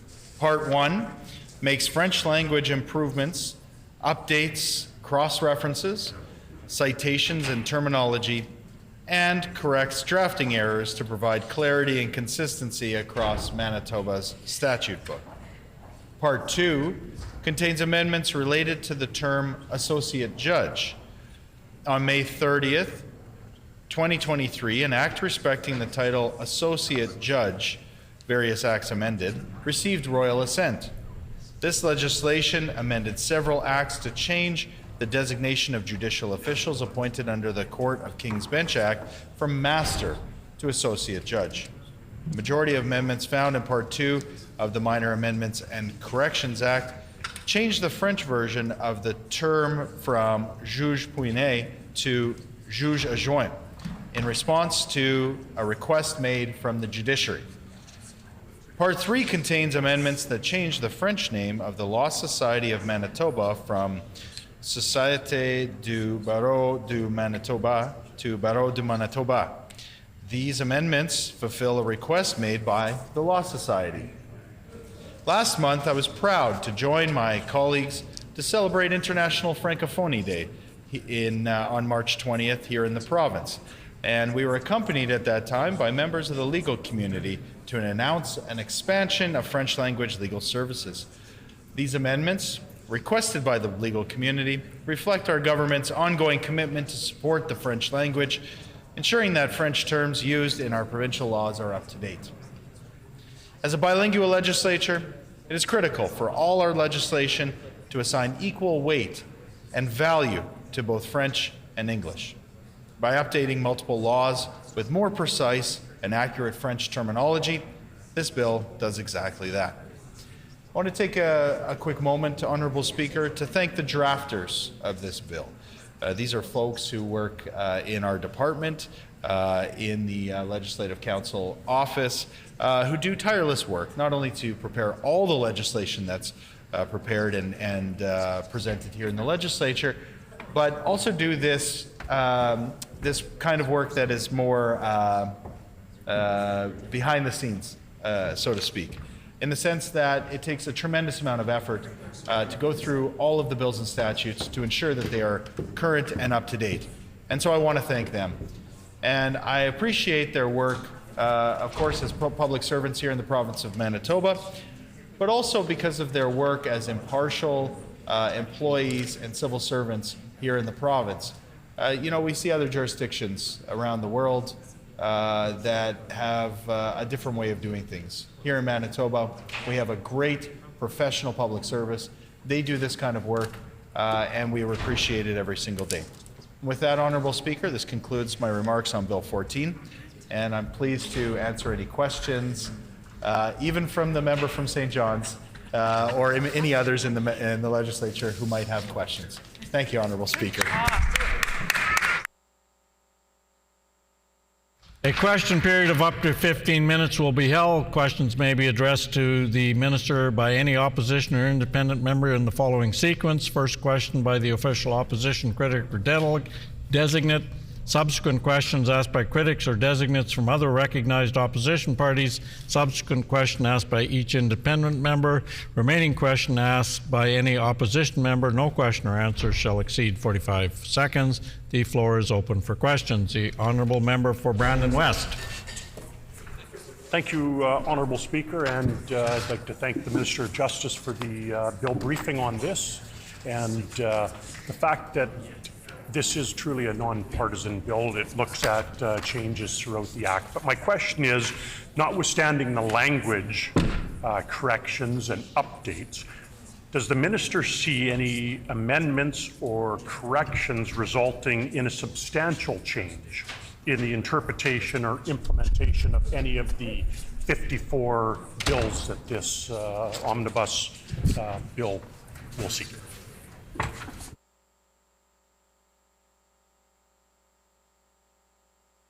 Honourable Minister of Justice. Thank you, Honourable Speaker. No, I really don't. In fact, it's my understanding that in drafting this legislation, it really would be improper or not following in the spirit of how this legislation is generally brought forward for us to bring in any consequential changes. Again, important changes that will, I think, properly recognize, in this case, the legal community and improve the French language translation. So it is important, but not consequential, I think, in the way that the member may be asking.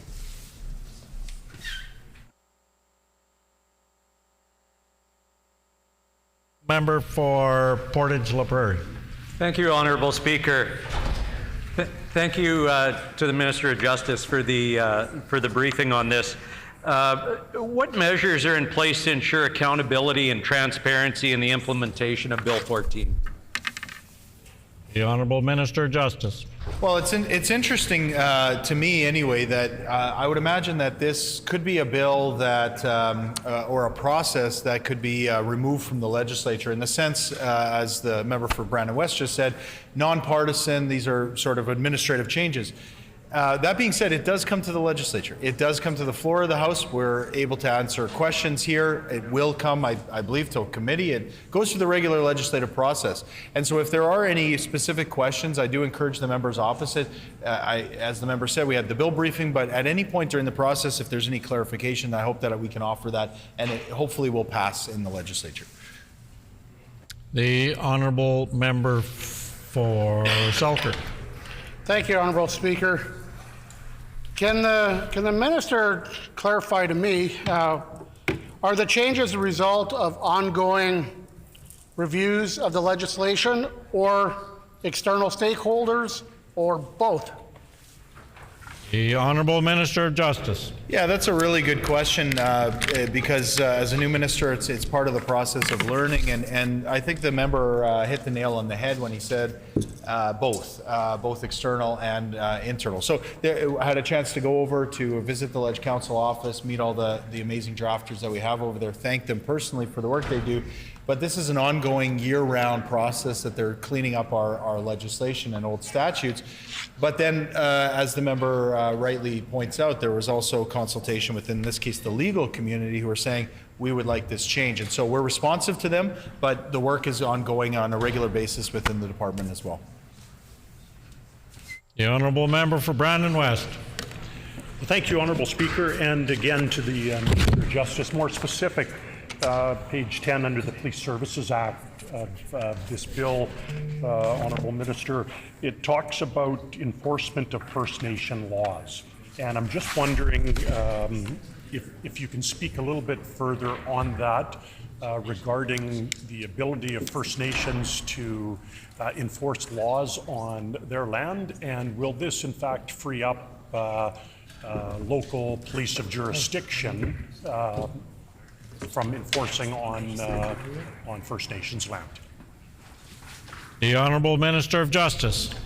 I think I've got the section that the member's referring to. If I don't, he can correct me on the next question. But this amendment authorizes First Nation safety officers to enforce land management laws made by a First Nation as well as laws made by a First Nation under self-government agreement. First Nations did not have the ability to make such laws when the Police Services Act was passed. First Nation safety officers are already authorized to enforce bylaws made by a First Nation under the Indian Act. So this is sort of, if I can maybe phrase it this way, chicken and the egg situation where you have an act that now needs to be updated because of the changes with self-governing bodies. The Honourable Member for Portage-La Prairie. Thank you, Honourable Speaker. Question to the Minister of what feedback has been received from the public regarding Bill 14? The Honourable Minister of Justice. Well, this is a real barn burner, Honourable Speaker. We get calls day and night in my office wanting to discuss the contents of Bill 14. I'm sure, maybe not, but I will say that, as I said before, the legal community to be perfectly serious, the legal community has asked and has made representation. Again, not at the direction so much as of our department that we've instituted these changes, but once that request came in, Leg Council was very good about responding to that and being very responsive to that. So we do expect that there'll be full support for the work that was done in this bill. The Honourable Member for Selkirk. Thank you, Honourable Speaker. As I understand what we're hearing in the chamber today, I wasn't a part of the bill briefing, but this is mainly a housekeeping type process that reflects what's happening today. What departments particularly work on this? The Honourable Minister of Justice. Yeah, that's a good question, Honourable Speaker, because as I said, our legislative drafters do a ton of work to prepare this bill and go through and be very responsive, but they do hear from departments because, again, if you can imagine all the statutes that we have, all of the regulations, all of the bills that have passed this legislature, since the province of Manitoba began, there's a lot to go through to ensure that we make sure we get it right. So we do listen to departments, and when they bring forward a concern about a change that needs to be made, at that point, Leg Council will decide if it's deemed appropriate to be included in this annual bill. No further questions. The Honourable Member for Portage-La Prairie. Thank you so much, Honourable Speaker. My last question to the Minister of Justice. How does this Bill 14 align with existing laws and regulations in Manitoba? The Honourable Minister of Justice. Well, again, Honourable Speaker, because the way that this bill is presented on a yearly basis precludes any kind of consequential changes that might exist. It really is very narrow in scope. I mean, if you go through the bill, there are actual instances of just, corrections in the terms of grammar and other simple changes like that. But really, any consequential changes would have to come in a different format, in a different bill. And so we trust our public servants who do this work. They do amazing work. I'm so proud that in a province like Manitoba, we have impartial and professional civil servants. We lean on them a lot, and they've brought a thing. Time has expired. No further questions. The floor is open for debate. No. The Honourable Member for Brandon West. Thank you, Honourable Speaker. It just gives me an opportunity to put a few words on the record. I'll make this very short because, again, this is a nonpartisan bill and it is housekeeping. I did find it interesting during our bill briefing to talk with the minister and the staff and learn that a lot of the changes from French language comes from people listening in on either the legal proceedings or listening in on parts of our processes here in the legislature, and finding that there is significant wording differences between the French language and the translation from English to French. So I do appreciate the work of legislative council that does the work on these bills and doing the drafting. It must be tedious work, and it must be very difficult to constantly be switching between the 54 different bills and regulations that this act targets. So it continues to ensure that Manitoba and nationwide to pursue gender neutral and updated language in legislation. And I think that's important for everybody in the House to make sure that we follow that trend that's both here in Manitoba and national. The Act also, as I stated, corrects language errors in the bills and attempts to rectify in a variety of different statutes and amendments things that are no longer applicable to law or do not make sense based on changing laws, including French translations to ensure that we have the proper French translation within our Manitoba statutes and amendments. And with that, Honourable Speaker, thank you for the opportunity to put a few words on the record.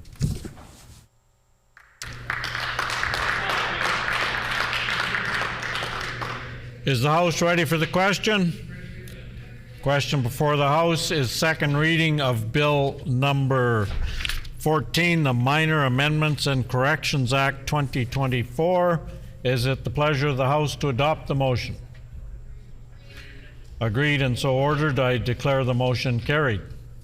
We'll now move on to debate on second reading of Bill number 5, the Adult Literacy Act. As there are no speakers, is the House ready for the question?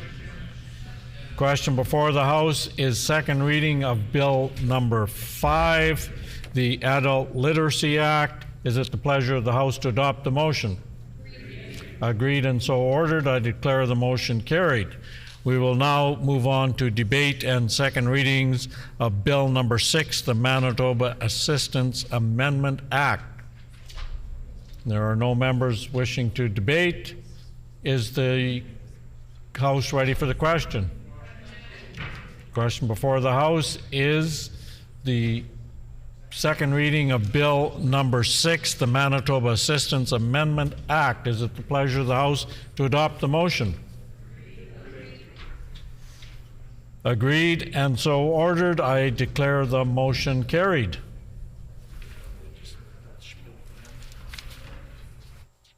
As this concludes the business previously agreed to for the House to consider today, this House is now adjourned and stands adjourned until Monday at 1:30.